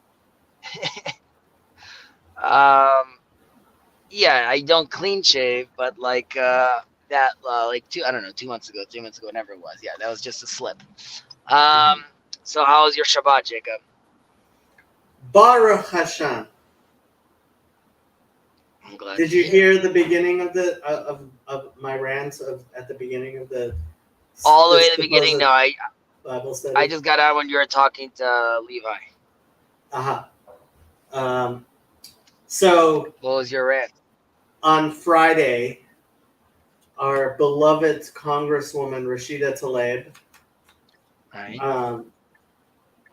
Known for her love for Israel and the Jewish people, and the Jewish people, right? tweeted out something that was shocking even for her, Okay. which made me upset. And What'd she say? from the river to the sea, Okay, yeah. So, no peace on stolen land. And then she tried to defend from the river to the sea. Anyway, I mean, if that's what she's saying, she should just get up and leave America because it's stolen land. exactly. Oh, good job. Anyway, so I got upset and I decided to go to my Reform synagogue, Hashem Yerachem Aleinu. Yeah. And I get there, and there's a big, huge Israeli flag on the bima. Okay, and that also upset you. Yes! And then they sing Hatikva. Ah, Baruch Hashem. Thank God. Hashem Yerachem Aleinu. So that was too much. I'm like, I don't know what to do in this world. Like, yeah, the anti-Semitism and like of Rashida Tlaib, and then Hashem Yerachem, like a flag on the bima and singing Hatikva as part of the services. I mean, as far as singing the anthem as part of the services, that's like I mean, most synagogues don't do that. You might have like singing the anthem after the services, but you don't have like that as embedded as part of the services, correct? Yeah, right. I mean, yeah. I mean, my big argument. By the way, at some point my wife is just gonna give me a call, but then I'll get right back on. But just barking out. So I was upset on Yom Kippur when there was still a lot of strife going on in Israel internally with like this judicial reform, and there was a horrible incident that happened. Yeah, everybody heard about it. Exactly, everyone heard about that incident. Now, one of the responses by a reform rabbi named Rabbi Kariv, he posted a picture. Is that the guy who was the member of Knesset? Yes, he's still a member of Knesset. Hashem Yerachem Aleinu. Yes, so he posted a picture of a ark, right? Mm-hmm. His wife called. Charlie Campbell says, a good time was had by all except Jacob. He could never be happy. Yeah, that's probably true. People are sending me texts. Why are people sending me texts?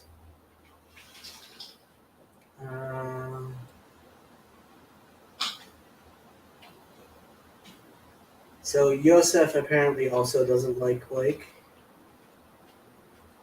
And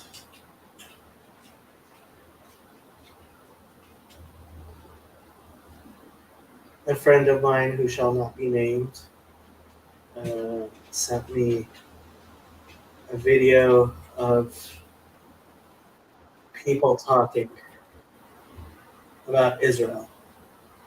Israel through God's eyes, an Israeli Jew and Lebanese Arab agree. Yair Levy, and musician and captain in the Israeli Defense Forces, and Karin Basili, musician and Lebanese Arab, sit down with Sean and Pastor Rob McCoy to discuss what's really going on in Israel. I have no idea who these people are.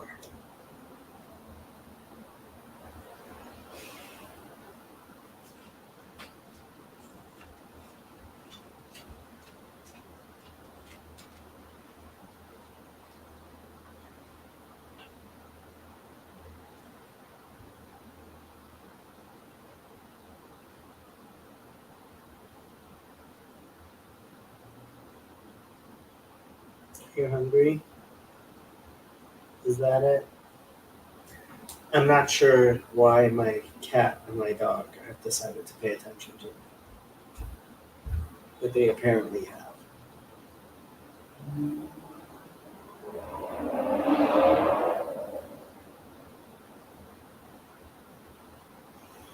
I am going to go check to see why my cat and my dog. Let's see if they have food.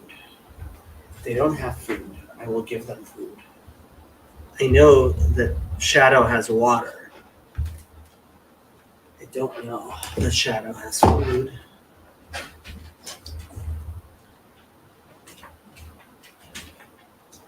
Shadow has no food.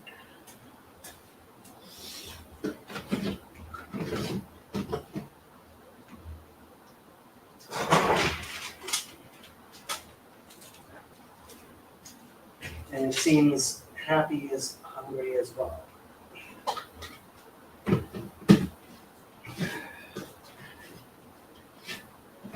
And I haven't opened the other bag of dog food. So what am I going to do with you?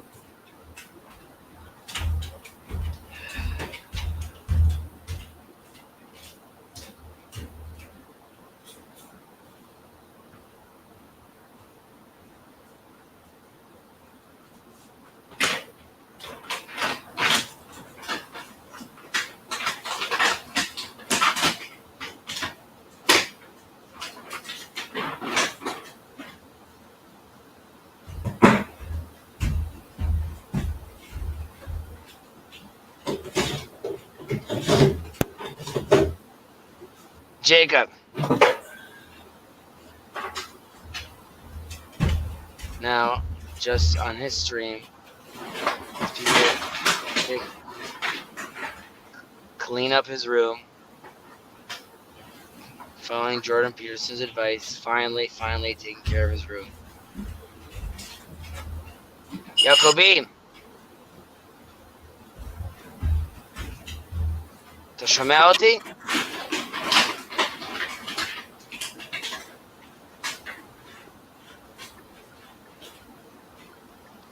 Jacob.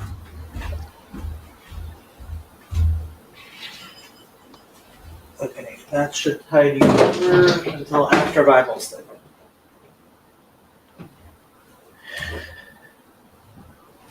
There we go. My cat and my dog have been fed, and Chezi is still talking to his wife, and Charlie is still in the peanut gallery.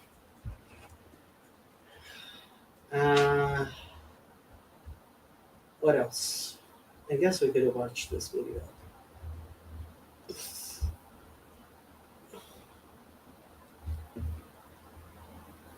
This isn't very Bible study of us.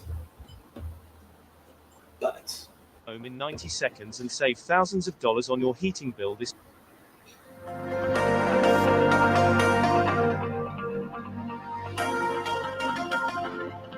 You just witnessed a God moment.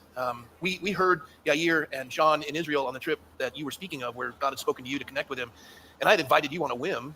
And then we get over and you're like, do you mind if we have an Orthodox guy come in? And then you had to get permission from your rabbi. And that was approved, which is, that's huge, gigantic, hanging out with weirdo evangelicals swinging from the chandelier charismatics. And then all this comes together, and for a time of peace where the world is in turmoil. And God used you to do an amazing thing, and we got to witness it tonight. And so grateful for you. And I know it came at a cost. And I want you to share that tonight. So let's sit down and we're going to start with that. So grab a seat, you guys, right here. And where am I going? Okay, all right. I want you closest to me. Green.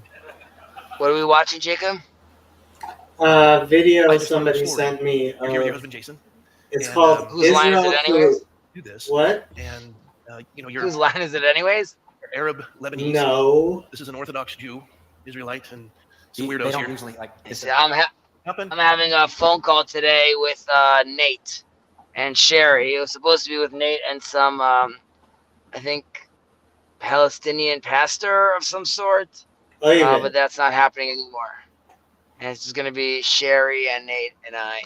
And Nate's having dealing with the fact that he's pro-Israel, but he believes that that's against his politics, and he's trying to deal with that. He's an tension. anarchist.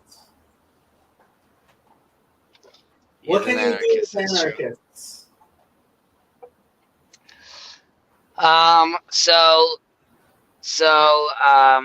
Before we jump into the Parsha, because it's Bible study at the end of the day, with Brit Olam, with the Noahide. So because of the war right now, they're not going to push the North America thing yet. They want things to die down a little. And I was also just trying to be tactical with them. As far as what makes sense to go to people right now, I was basically explaining to them that if I want to find some also funding for things of this nature, so I told them I have clients that actually would be interested in funding things like this. However, now the whole country is full of just donations for the war effort, and I think it's going to be a mistake during Israel having a war to go and be listen, there's this thing called Noahide. You have no idea what it is. Let me tell you how you could assist with this right now. So I'm waiting on that end, but I am waiting for Bill to get his copy of Brit Shalom, and then with Antonio and Jonathan and Bill and maybe Ryan, we'll see. We'll do a weekly review and go through the whole Brit Shalom. Beautiful. But it would be great if you could join. It'd be great if you could join. I don't know, Chazi. I'm really busy right now. No, honestly, I should be doing just chatting streams, and I haven't even been doing those. I've just been doing. I haven't even been doing really my Bible studies. I've just been doing the Tanya thing with Ben for 2 hours a week. Is everything okay, or just ebbs and flows? Just, I mean, lots of stuff. I mean, and went for a week to Pittsburgh and was doing Noahide stuff. Right. Yeah, Lord of Spirits stuff. And how was? It was nice. It was nice. You would have enjoyed the Kiddush. I had to make do with some gefilte fish, some hrein, challah, and lots of vodka. Did you have any time to talk to Father Stephen DeYoung? Yes, he was. So he was there at the Kiddush, and we went out to lunch beforehand, which was nice. Yeah. Did you make any headway in your conversation? Did you guys get any deeper, any further? I mean, we're always talking. I don't know. I'm waiting for his book to come out. He's still going to do the thing where he said he's going to explain how Romans 7, like the top of Romans 7, you know, the analogy that Paul makes about the woman whose husband dies. Yeah. I always say would get you kicked out of a third grade Talmud class. Right. He promises that he can explain it in the Greek in such a way that somebody who knows Talmud would not be offended. And I told him, you know what? I'll get you a bastin of. I don't know if Donnie is ever going to come on, but like I'll get you a bastin of Chezi and Yosef, and they can decide whether or not it's anything that should get you kicked out of a Talmud class or not. Okay. So, but it was enjoyable. You were waiting for this for a while. Yeah. For the Lord of Spirit statement, it was successful. It was very nice. It was very nice. Yeah.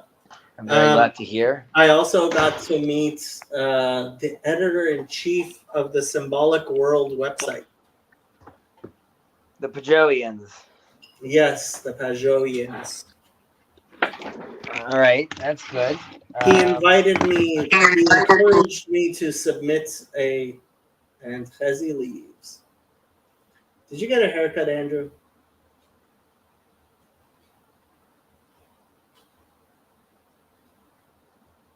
Is Chezi back? Oh, guess not. Andrew, have you caught up on your homework? I caught up on my homework. Yes, of course. Yes, of course. Well, I have lectures that I haven't caught up on. If you don't get straight A's this quarter, or are you guys on quarters or semesters? Quarters. This quarter, your parents are gonna kill me, like literally kill me. Like hire an assassin to come get that cult leader Jew. There's a certain possibility. It is a certain possibility. You know, this stream is 2 hours long. You should probably keep me out of the thumbnail. That's funny. Jacob, open up our Bible. Our Bible.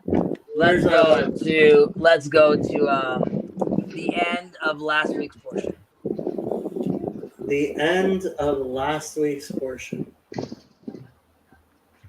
Where is the end of last week's portion? End of Lech Lecha. Okay. So right before Chayei Sarah? No, right before Chayei Sarah is Vayera. That's this parsha. So right before Vayera? Right before Vayera, correct. Right before Vayera. Do you expect me to know what's like the Bible? I'll find it.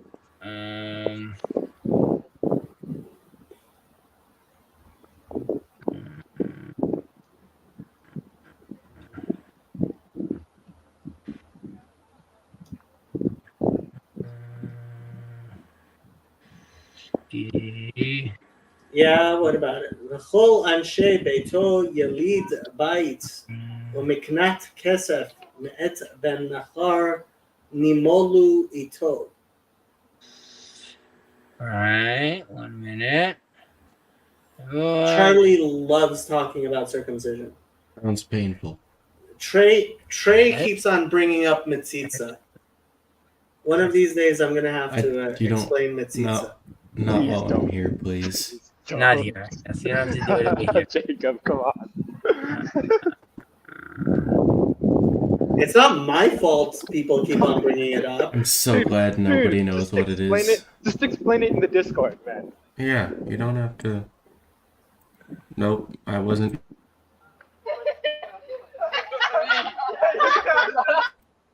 Okay. Tet Zion Aleph. Tet Zion Aleph.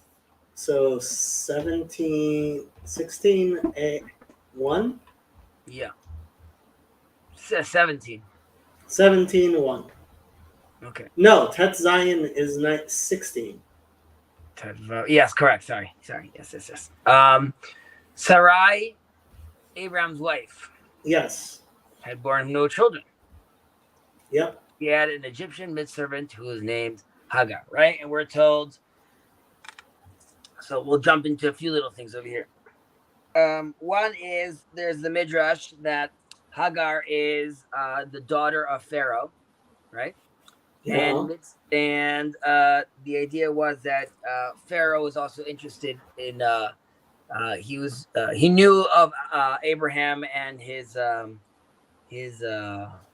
rise to fame, so to speak, in his area, and he was interested also for political reasons to have this union.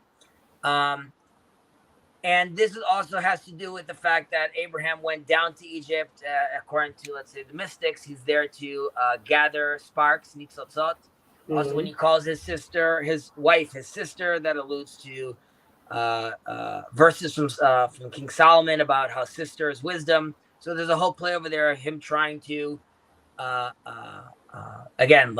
scavenge what he can or what's worthy in Egypt. But the fact that he marries Hagar, or the Pharaoh's daughter, in a sense, this is what he thought God wanted from him, as far as like his universal mission as being a father of to many nations, was obviously I'm going to do that through the greatest nation at the time, which is Egypt, even though he later finds out that that's not actually what he's required to do. But that's just like a little footnote on Hagar. Either way, she can't have kids. So she tells him in the next verse, I'm going to bring you the maidservant, and, you're going to have a kid with her. And then we see in verse number 3, they're together. Verse number 4, we see that she actually is conceived, right? And then we see her mistress was low in her esteem, right? Sarah's not happy about this anymore. But Tamar Sarai Avraham, we're at number 5. And Sarah said to Abraham, the wrong done me is your fault. I myself put my maid in your bosom. Now that she sees that she's pregnant, I am lowered in esteem. Adonai decide between you and me. Okay, she says this is bullshit. She was supposed to be a maidservant. She's not supposed to be the main lady. Now that she's had the baby, you're going to continue with the whole prophecy from God through her. This is not cool. And she says, God will decide, will judge between you and me, whether it's fair that this is happening. Okay. Then the next verse, he tells her, okay, listen, she's your lady. You do what you want to do. She treats her harshly, and Hagar runs away. And now, going back to her question in verse number 5, which is, God will decide, God answers. Because we see over here in verse 7, a messenger of God, right? So this is God saying, you had a question, I'm going to let you know. Found her by the spring of water. Okay, and what does he tell her? The first thing he tells her, he gives her categorization. And he said to her, Hagar, slave of Sarai. Okay, so if you're concerned that she is now going to become the main lady, he's letting us know right off the bat that this is her categorization. Then he asks her a serious question. Where have you come from and where are you going? It's a real question. Not obviously it's the angel of God. He knows where he's coming from. He's asking her, he's challenging her. Do you know who you are? Do you know your orientation? Do you know your mission in life? And she says, I'm running away from my mistress, Sarah. She also recognizes that that's her mistress. He tells her, and the messenger said, go back to your mistress and submit to her harsh treatment. Like, recognize your position, go back there. And then he tells her what will happen when you're going to go back. I will greatly increase your offspring, da-da-da-da-da-da. Okay, she goes back, and the child's named Ishmael, and everything's hunky-dory. And then we fast forward to our weekly portion that we're reading now. Okay. And then we have one second. Getting there. Can I have a baby? She's cracking jokes. It's not passable. I'm so old. And then we have the whole thing with Stone. Stone gets destroyed. And then we have a boy. He grows older. He becomes 13.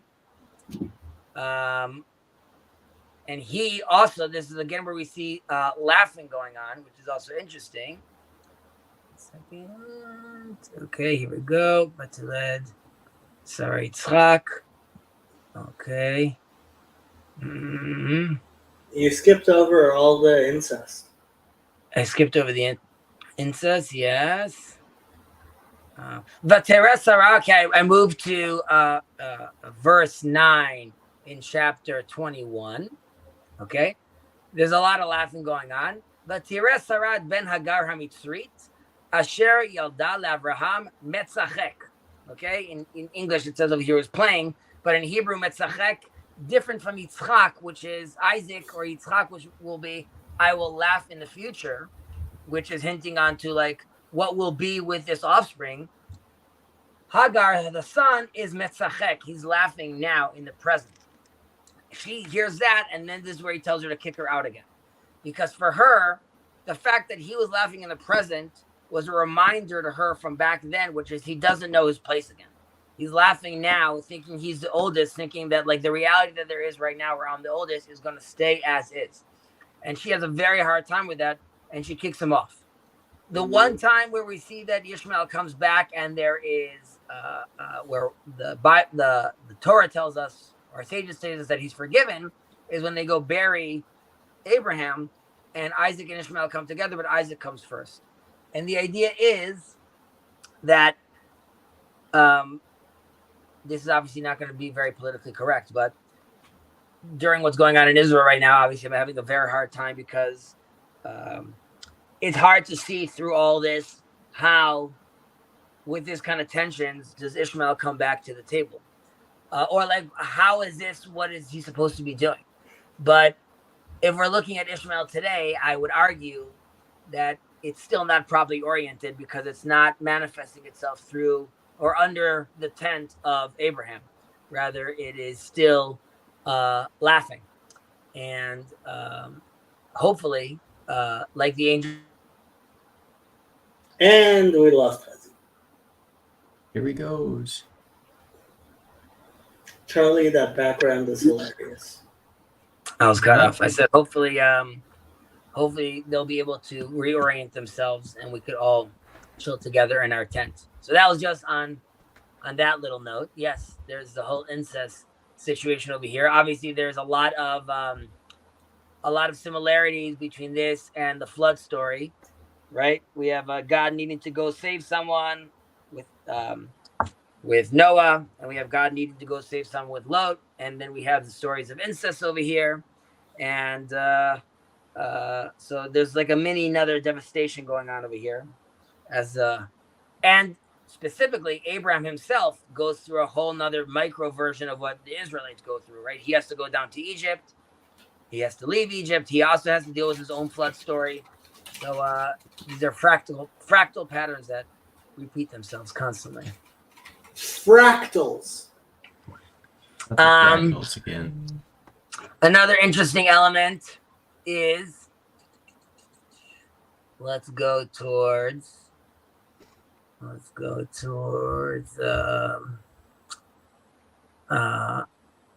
sacrifice of Jacob. So they're also, and I mentioned this in my little blurb I sent out on Friday, but I'll mention it over here, which basically Abraham and Isaac are going to Mount Moriah, but they're not going alone. They go with two of the other young men, and the Midrash tells us the young men are Eliezer, his student and servant, and Yishmael. And the Midrash is sort of, in a certain way, laying out a question, which is, who is the heir of Abraham, right? All of these characters are circumcised. Isaac is being the son of Abraham, Ishmael being the son / he's like in this midsection because he's also the son. That's an interesting question. Was Esav circumcised? Was Esav circumcised? I'm not remembering off the top of my head, but I'm assuming I'm assuming he is. I'm sure he is. I'm sure he is.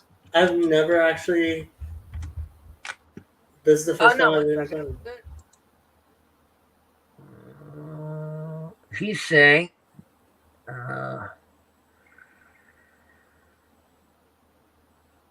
I'm reading one line here that he was never circumcised, and when they were young, they were nervous to do so, and when he was older, he didn't want to do it. Where are you reading from? In Midrash Rabbah. The Yitzchak didn't want to circumcise him because he thought it was dangerous because he was like very bloody. Apparently, they were nervous that it wouldn't stop.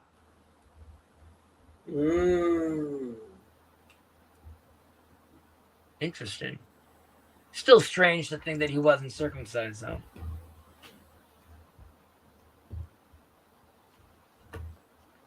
Yeah, I keep on seeing this one thing about that he was born, that they were nervous to do when he was younger, and then as he got older, he didn't want to do it. Sounds like Esav. Yeah. So, who's the heir, right? Is it Eliezer, the prize student? Is it Ishmael? Is it Yitzchak? And we're told that he goes just with Yitzchak, right? So this decision is made, and then there's like this very intense language going on over here, which is Vayomar Yitzchak. Well, I'm reading chapter 21, verse 7. And it says, and Isaac said to his father Abraham, Father. Now, this is the first time Isaac is calling Abraham father, right? So there's, in a certain sense, there's a recognition. He himself recognizes, I am the heir. And that's why I'm going to now label you, because like everyone had a claim over here in a certain sense to being your father. And you have to recognize this isn't Isaac and his dad. They've been best friends. They grew up together. He goes to his. This is 22-7, by the way. 22-7, sorry. And he hasn't gone to his school play. Isaac wasn't even part of the plan. Abraham's an old man, and he has this miracle child. So it's not clear even that there's like this relationship between them. But now we see as they're going up together alone, as they remove themselves from Yishmael and Eliezer, this is the first time he comes and calls him father. Mm-hmm. And he answered, yes, my son. This is the first time he calls him son. Mm-hmm. And said, here are the first. So both of them recognize it's you and me. Okay, and then we continue afterwards, and the two of them walked on together. That's like where they both realize it's you and me. This is what it's supposed to be. Okay, then we obviously have this intense moment when there's this sacrifice. We have to ask ourselves, what is this? Why is he being asked to do this? So obviously there's multiple interpretations, but the one I'm rolling with today is we start with over here saying sometime afterward, God put Abraham to the test. Okay, so there's different interpretations. One is the test is actually to see how Abraham's going to react following what happened in Sodom. Because there, God comes and says, okay, it's time to wipe out Sodom. And Abraham's like, whoa. Like, what about the righteous people? What's going on over here? All these questions start, and we have this whole 50, 40, 30, 10 conversation that Abraham's having. But in a certain sense, Abraham in this moment, who clearly believes in God, is still unsure how the just God that I believe in is going to do such an act. And God is explaining to him at a certain point, and when the conversation stops between God and him, is saying, you got to believe me that when I'm telling you to do something, or I'm telling you that I'm going to do something, I am just. Okay, I know what I'm doing. And the test over here was, Abraham, don't say a word. Don't challenge it this time, because you know already last time I told you what I'm going to do is just. Here too, you might have worries, but he's my son, but he's the seed. How's this going to work? Be with me. You're pointing. I'm pointing to a shadow. I got you. So you could argue that's test number one. And that's test number one. Test number two, or a different interpretation of this, is these are two separate tests. One test is for Abraham. One test is for Jacob. The test for Abraham is the attribute of chesed, of grace. And this is what we know of him. And his relationship with God also is more God gives life. God is manifesting grace on the world. So it would seem curious for Abraham to be like, how, if you give me such a gift through grace, are you asking for this back right now? Isaac, as we know, embodies the attribute of justice, the left hand of God. And for him, as we learn in Pirkei Avot, Shalcha v'sheli shelahu. What's mine and yours are ultimately his. As far as Isaac is concerned, I'm a miracle child. I shouldn't even be here. And if the requirement and the gift is me, so obviously the most I could give back is myself. I could give you back fully. So it's not a test for Isaac to sacrifice himself, because that's his mindset. And the test is for Abraham to recognize that I'm not only the God of grace, I'm also the God of justice. And that's why at the end of this verse, he finally tells Abraham, once Abraham doesn't do it, after the angel comes out and says, don't do it anymore, he says in verse 12, I now know that you fear God.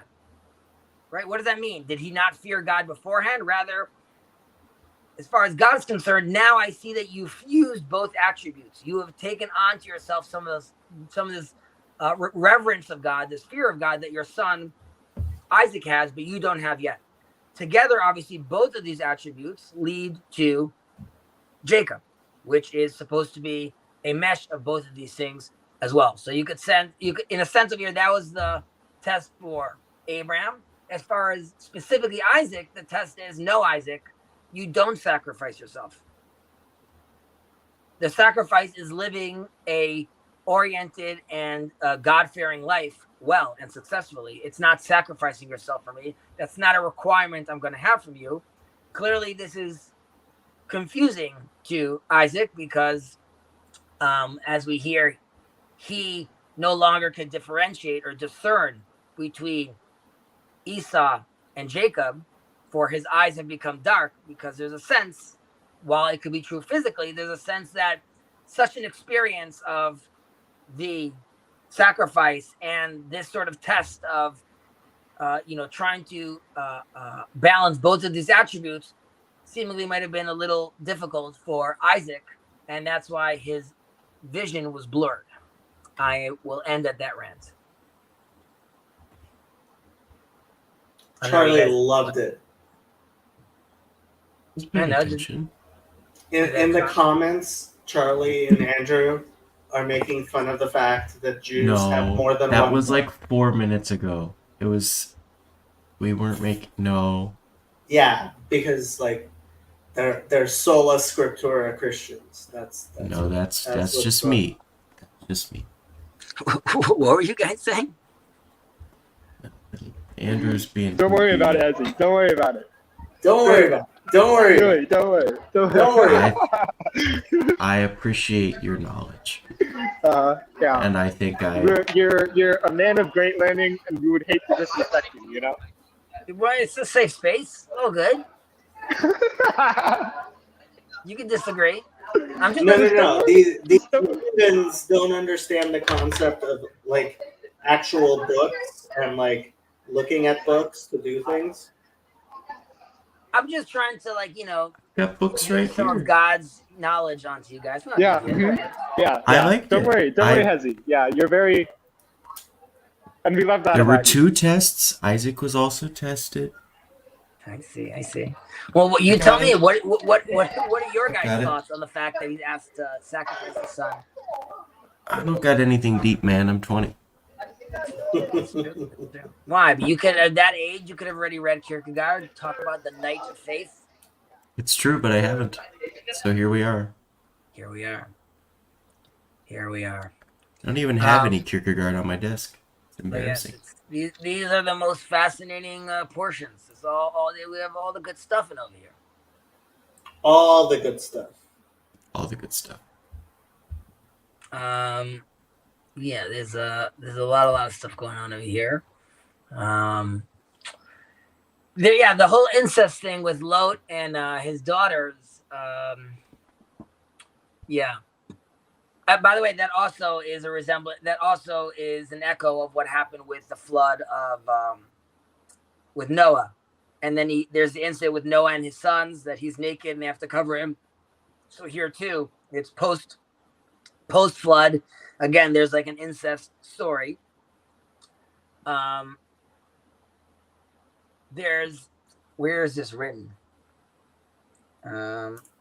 But it's sort of insulting to Christians, though.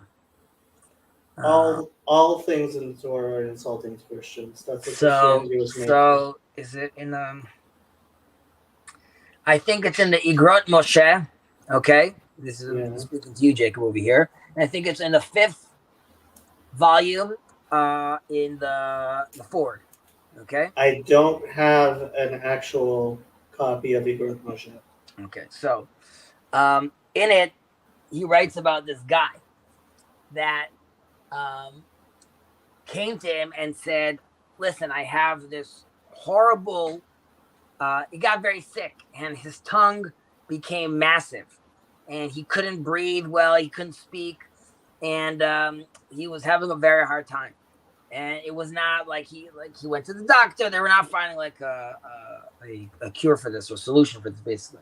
And he was just sort of bedridden at this point, and or not leaving his house at the very least. And the rabbi of the community, Moshe, came and met him, and he said he was talking to the rabbi, and he told him, Rabbi, I had this dream that was telling me about my tongue. And the rabbi asked him, like, okay, like, what's the dream? And he said, basically, I had this dream that these 2 women came to me. I couldn't recognize them. Mhm. And then they told me that they gave me this tongue. And I asked them, like, why? And they said that weeks ago or months ago, it was this portion. And when you were teaching or talking to your kids, you were mocking the incest that happened between Lot's daughters and Lot. And we wanted to tell you, we're Lot's daughters. This is his dream. We're Lot's daughters. And we didn't want to do this. But the reason we did this is because we knew that in the future, someone's going to claim that there was a baby born miraculously. And we were willing to take this shame upon ourselves, that the world should know that that's not possible. So we slept with our fathers, and no one gave us this credit. So that's what he writes in the forward. This is actually in the Igrot Moshe? Yeah. Wow. So, like I said, it was offensive a little, but it's just... Igrot Moshe. Wow, I have to go look this up now.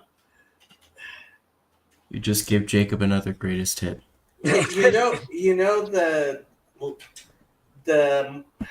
So as they've been reprinting editions of the Igrot Moshe, like letters have been disappearing. Letters have been disappearing? Why? Because they don't comport with what some people would like to I think see. Rav Moshe Feinstein said. There you go. Exactly. So people have started editing the Igrot Moshe posthumously. I'm going to see. 1 second. Igrot Moshe, not Lot. Yeah, Maaseh Torah, Misha Diber Bnot Lot. Here we go. Nice. Igrot Moshe Chelek Chet. Oh, I still got it. Okay. You were off by a whole Still fella. got it. Why? I said Chet. The forward of Chelek Chet. Be'ir Yuvan, Gadol Ramanim, Shavuot, Parshat Vayera. Okay, I'm I'm sending it to you, Jacob. Okay. It's all over. It's all over. That's it. This was the fun. You've convinced me, Hezzy. I've convinced you.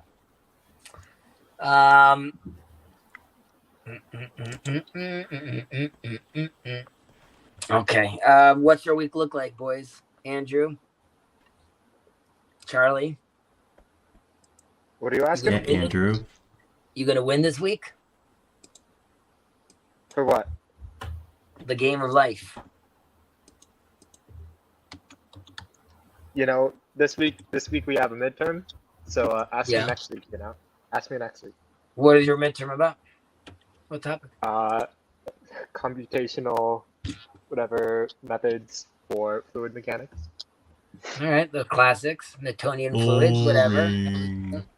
What? Are you ready?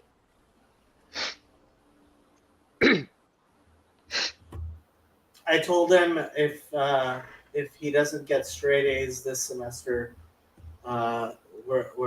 he's gonna be banned from my channel. Would that be a thing, by the way? Like, I mean, like all jokes aside, would your parents give you a hard time if you're not like rocking those A's or no? He's not even rocking the B's. Is that the French in you? There we go. Who's French in your family? Is your mom or your dad? There's some grandpa somewhere. So when you come home with a B, you guys all look at that at your dad. And you're like, Dad, why? Yeah, only my mom. I see. Jacob, are you getting Discord pings? Not currently. Why? I keep hearing Discord pings. I'm so confused. All right, gentlemen. I hope you guys have a fantastic week. I hope I didn't bore you with Same to you. our Torah thoughts. You did not. I was actually paying attention, I promise. Is daylight savings also ending or starting? Last week we did that already. You did Yeah, it. last week we did that already, and that was that. But Jacob, I think you should definitely join the Noahide. When are you having it? Well, I'm waiting for Bill to get his thing, and then I'll schedule. Okay, I mean, part of it is what day of the week. Vadai day of the week, and I have like a link also if you want. I don't know if you're interested in it, of course, but if you want to buy one, I could give you a The discount. English one? Why would I have the English one when I have the Hebrew in front of me? Which one do you have? You have the one in Hebrew? Yeah, Nice. isn't the Divine Code the English version of this? No. That's the Divine Code. They're buying the Rav Shirky one. Oh, That's what we're going to be learning from. Rabbi Shirky, he's a Zionist. He is a Zionist. He's very much a Zionist. Hashem Yerachem Aleinu. By the way, his I try to do a little more boiling down on like the Shitu stance that he has, which he doesn't want to like. He's less interested in that conversation right now. But his attitude is also that there's like there's the whole prophetic dimension, and like there's really like no room to like entertain that so much anymore. But Beseder, we'll get there. There's All right. okay. There's a discussion the two of us should have offline one day. Sure. Yeah. Not Talk. not long. Let me know when you're ready. Bye. Yes, sir. Bye bye.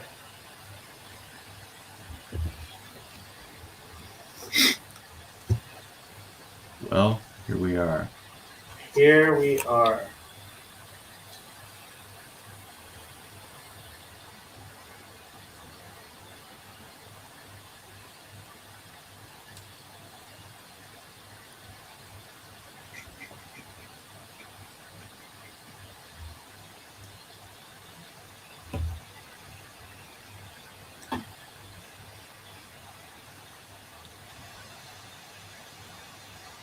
Oh, not the puzzle stream. No. I feel like I'm working at an assisted living right now. Oh yeah, what's this whole like what? Something faces of the Torah? What's that all about? a lot of Shivim them. panim la Torah. There are 70 faces to the Torah. Hey yo, just like the nations or something.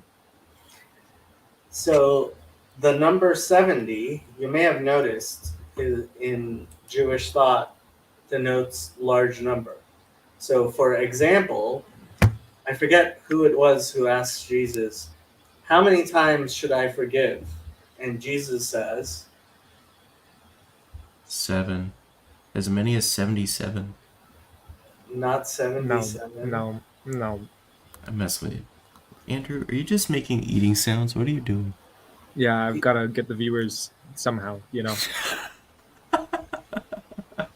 Oh, what is that called? Mukbang. So I assume So- it's 70 times, Jacob.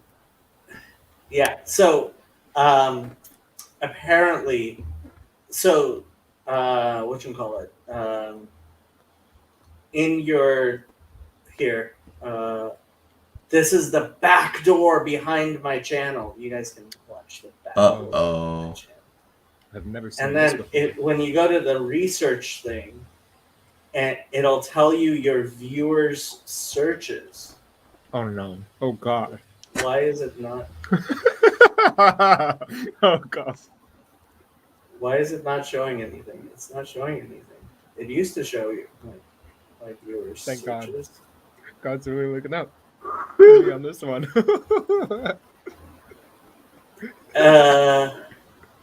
No, I don't do anything dumb on YouTube like Andrew does. I know I pay for a reason, man. Ooh. It used to finally what happened paid to off. my- what happened to my searches? It finally paid off. I know for real God exists now.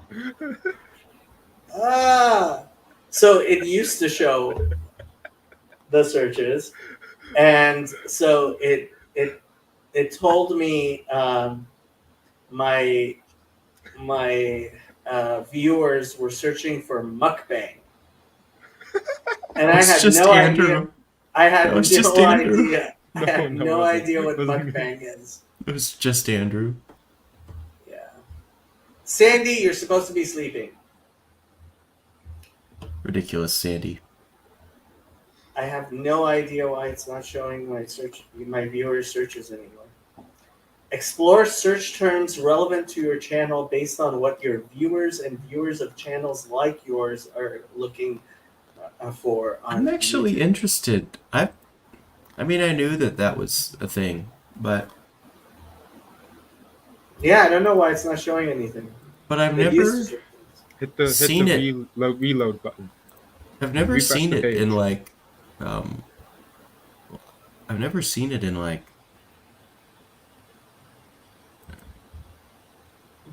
terms and conditions. I never saw that in there.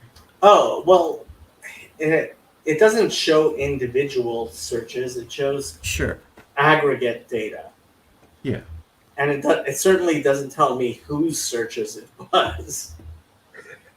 Right. That's But- why. That's how I learned the word mukbang. Was Hmm. my apparently people watching my viewers were using the term mukbang. It's just food. Don't be nervous. I'm not nervous. Andrew was a little nervous there, though. Dude, all those like 15-second long videos that I get recommended on YouTube with Mhm. 3 views at this point, I'm like, why would I? Yeah. Guess they think I watch like small live streams a lot or something. I don't know. Apparently you do. Apparently I do. Has it started snowing in Iowa yet? Oh yeah. It snowed a week ago. Wow. Barely, but it did. When it snows in Los Angeles, it makes the newspapers. But it does. Because then you guys don't die of thirst for another 3 weeks. Or so.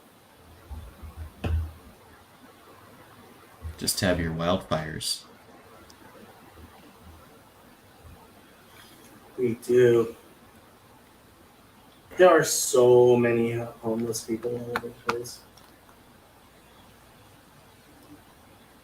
Is that because of the wildfires? No, the fires are caused by homeless people.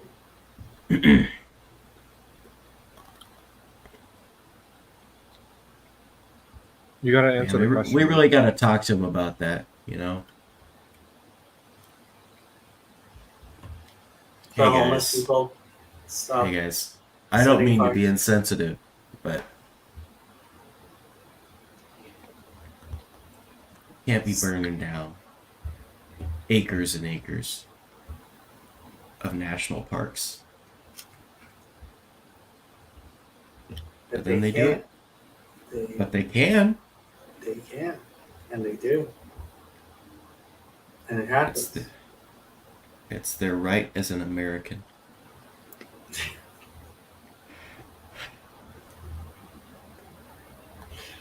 Which question did Jacob not answer? Oh, yeah, what's this 70 Faces of the Torah thing?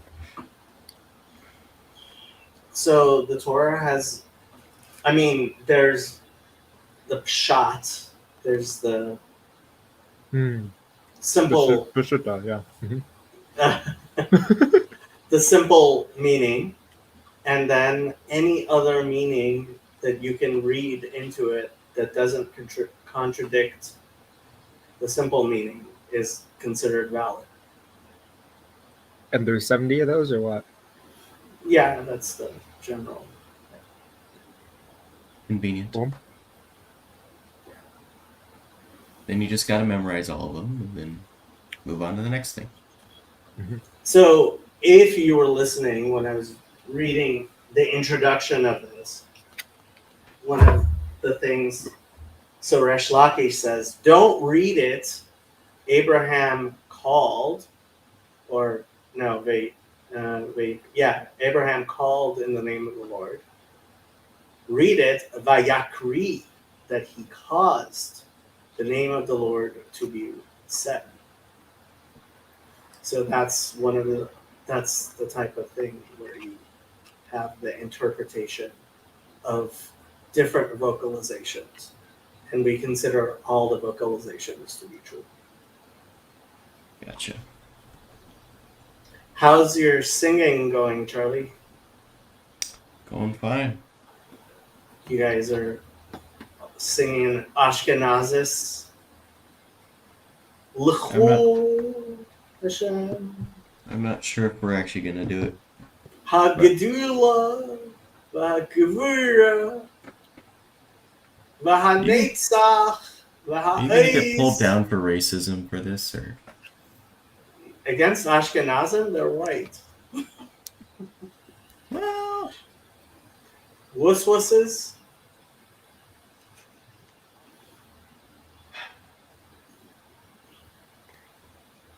no, I don't know if we're actually gonna do it because we have a lot of songs, and he's still not totally sure what he's gonna put on the program. So So he's just teasing you guys with the Hebrew. I guess.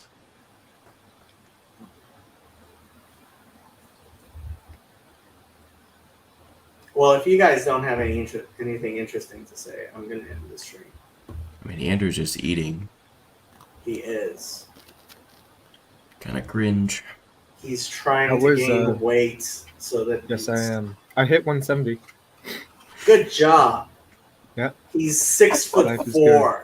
Uh-huh. Good. We're working up there. Good job, Charlie, Andrew. how much do you weigh? Hey, that's inappropriate. Is 160. it? Okay, so why are you laughing? I guess you're not 6'4". I'm not 6'4". Yeah, you're like my height, right? I think you're shorter than you claim, but yeah. Hey, I'm fine with being shorter than I thought I was. There's no way he's 5'11", right, Andrew? I never said I was 5'11". Oh, well, I am, so hold that. So I you're guess. taller than I am. Mhm. Dun, dun, Yeah, dun. but you live in Corn, so it doesn't count. Oh, yeah. Gartham says, What a- go to bed. Garth! Garth, Wait. apologize right now. How was, My goodness. How was LoserCon? You have to tell me, LoserCon man. was fun, although the Eastern Orthodox don't drink nearly as much as they should. Okay. I have to talk to him about that. Yeah, so Hey, Father I'll Stephen make up told for me. it. You know. Father Stephen told me, wherever you find 4 Eastern Orthodox priests, you will find a 5th.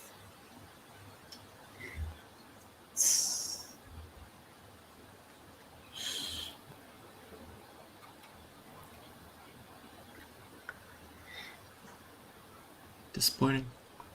Did your bard die? Oh,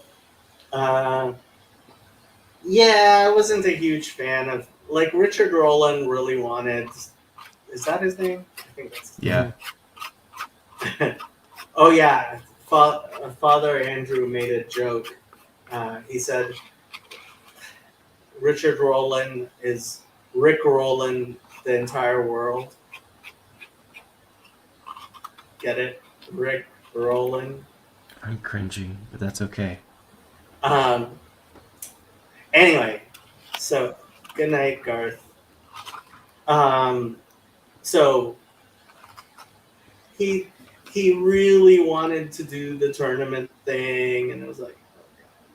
So I first of all, they didn't have enough DMs, so I volunteered to DM. Mhm. And it was pre-made characters, Okay. so like no bard, Mhm. and it was yeah. I only went to one session of the D&D, and lots of people kept on going. It was good that they had so many prayers because I got to do my homework in between when people were doing like matins and vespers. And whatnot. Yeah. Yeah, matins every morning, vespers every night. Gotta keep up, man. Yeah, They got a whole schedule over there. they do. And they went and prayed at some saint's grave who's Based. yeah. Fun for the whole family. It was, apparently. I didn't go. Missing out, man. Are you sure? That's the fun stuff. Yeah.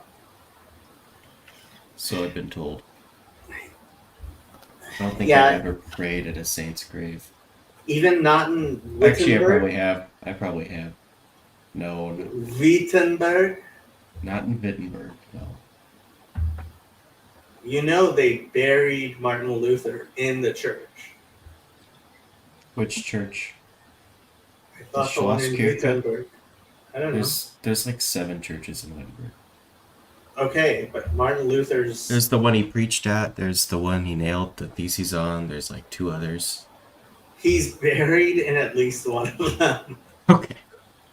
That's another weird thing about like the Eastern Orthodox. They dismember their saints and like spread them all over the place. You gotta share the good juju, man. Everybody's gotta get a little bit of it. Chop the saints into pieces. And you get a finger, and you get a finger, and you get a finger. And Like you, who wait, makes the decision with how many pieces? wait, why do we have 15 fingers? They're probably all real. You can make a ship from all the pieces of the Stop. true cross. It was a big tree, okay? That's why the other guy had to help him carry it. Because he loves your backgrounds. Does he? That's He good. does. Yeah. I love your background. It was a joint It's effort. so homey. It's very home. And mine always has a cat, which is an upgrade over your background. That's It just is. true. Shadow no longer goes in there anymore. Really? She's found other things she likes more. She perches up there when sometimes, but like, and my apartment is such a mess, and I just want them to finish the remodeling, so I can like have an apartment again. Did you put in like funhouse mirrors everywhere or what? No, just a bathroom that's usable, hopefully. Did you get the dog back? Yes, Happy's right here. Wonderful. Happenstance. Yes. My parents were Still- babysitting Happy, although Mhm. my mom offered to babysit Really? Happy for like this next few weeks, so I don't have to deal with it. But That sounds exciting. Happy, do you want to go live with my mom and dad? She only speaks Hebrew. Happy רוצה ללכת לגור עם ההורים שלי?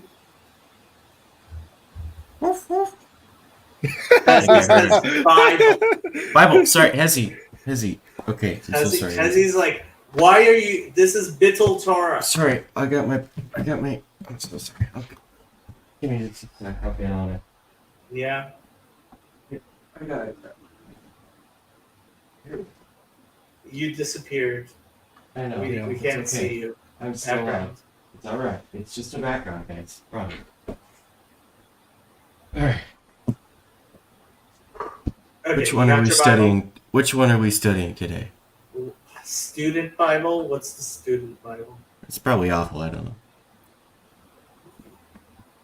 You've got 2 NRSVs, an ESV, and an NET. Which one do you like? You don't like this one. I Is loved the NET.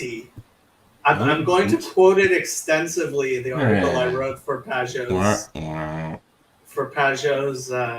website. I'm going to show exactly how it lies to all Christian Bibles. I lie feel to. so lied to. You should get an Art Scroll Bible. Then you'll Not- actually know. Yep. And you'll have the Hebrew there. Yep. And you I've can got- practice. I've got the Gideon New Testament. I'm all set. All set. It is handy though. Like this thing is small, man.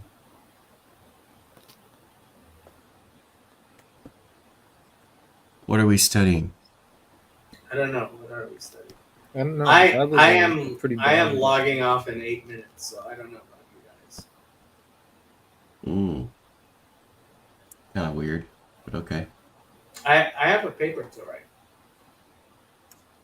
Ah, Who from the Bible would you want to meet, and who would you chill with?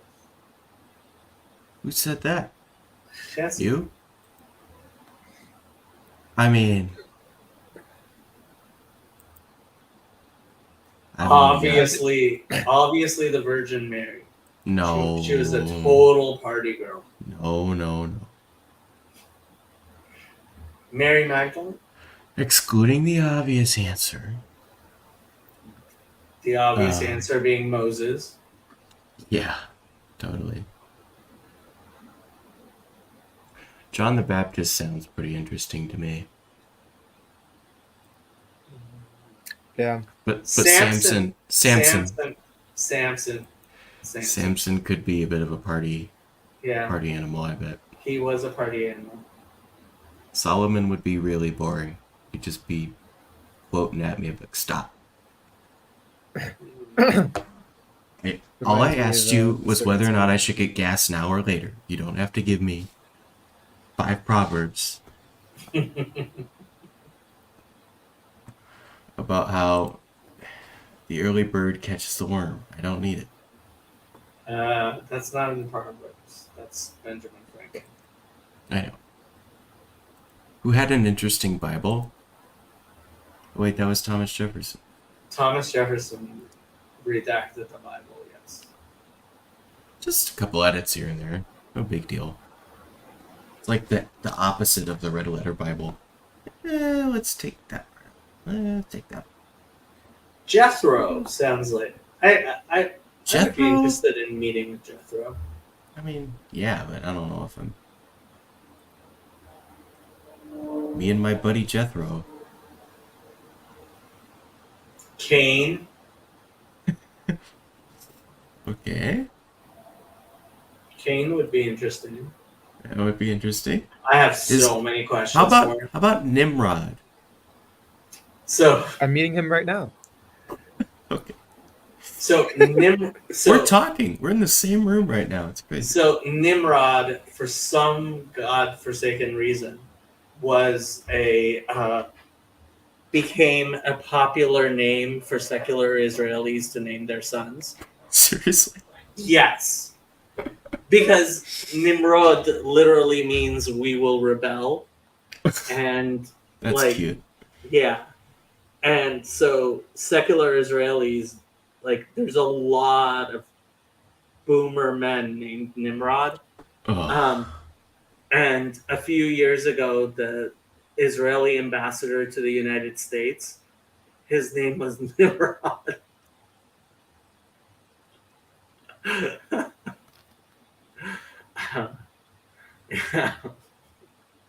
Well, it's not the best option. I would agree with you. Yeah. Let's go to Jacob's favorite book of the Bible. I think Enoch would Shall be we? a good guy to talk to, you know? Enoch would Pretty be cool. interesting. Enoch would Yeah. be interesting. Ask him about that book with the unicorns in it. Yeah. Which book has unicorns in it? No, Book of he means Enoch. the it's not a unicorn, it's it's the bull. Close The enough. you know, Mitchell talks about it in Jacob. whatever. Oh, He's Carne not even Ram. Yeah, the Yeah. Karen. Uh-huh. Yeah. Jacob, do you know what book of the Bible comes before Martin Luther's least favorite book of the Bible? After James, Before. I have no clue. It's Hebrews! Oh, good.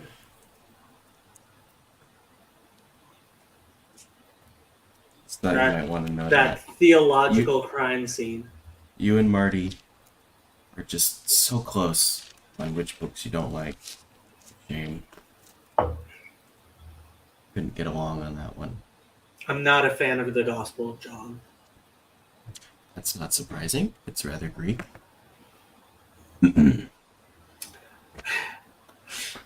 Chazi says there are 2 shoe shops in Israel named Nimrod and Caligula. What are they doing? They're Israelis. Secular Israelis are crazy. Those Israelis are silly. Yes, they are. Ridiculous. They should all just move to the United States. Mm-hmm. To Los Angeles, Yeah. Mm-hmm. where Jacob can evangelize to them, Mm-hmm. and they can all accidentally become Noahites, even though they should just be Jews, but they forgot they were Jewish. So. Oops.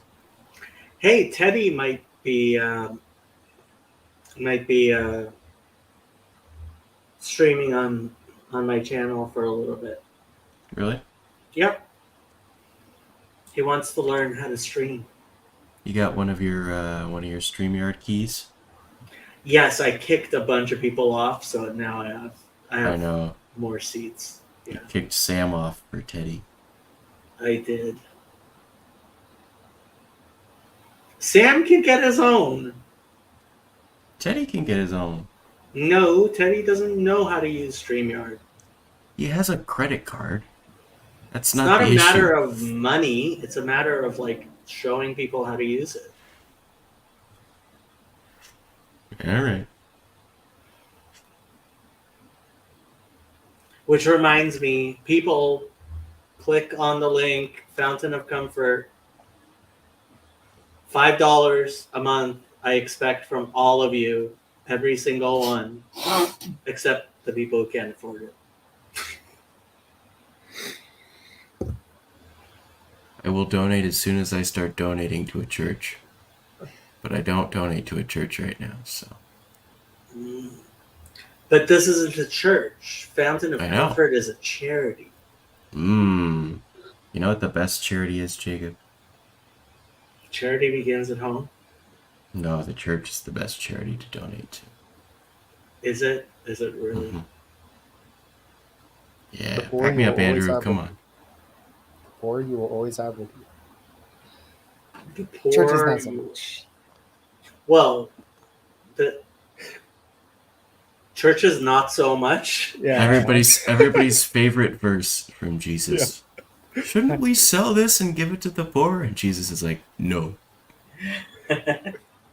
based. Based. Yeah, Bread pill. that was Christ built right there.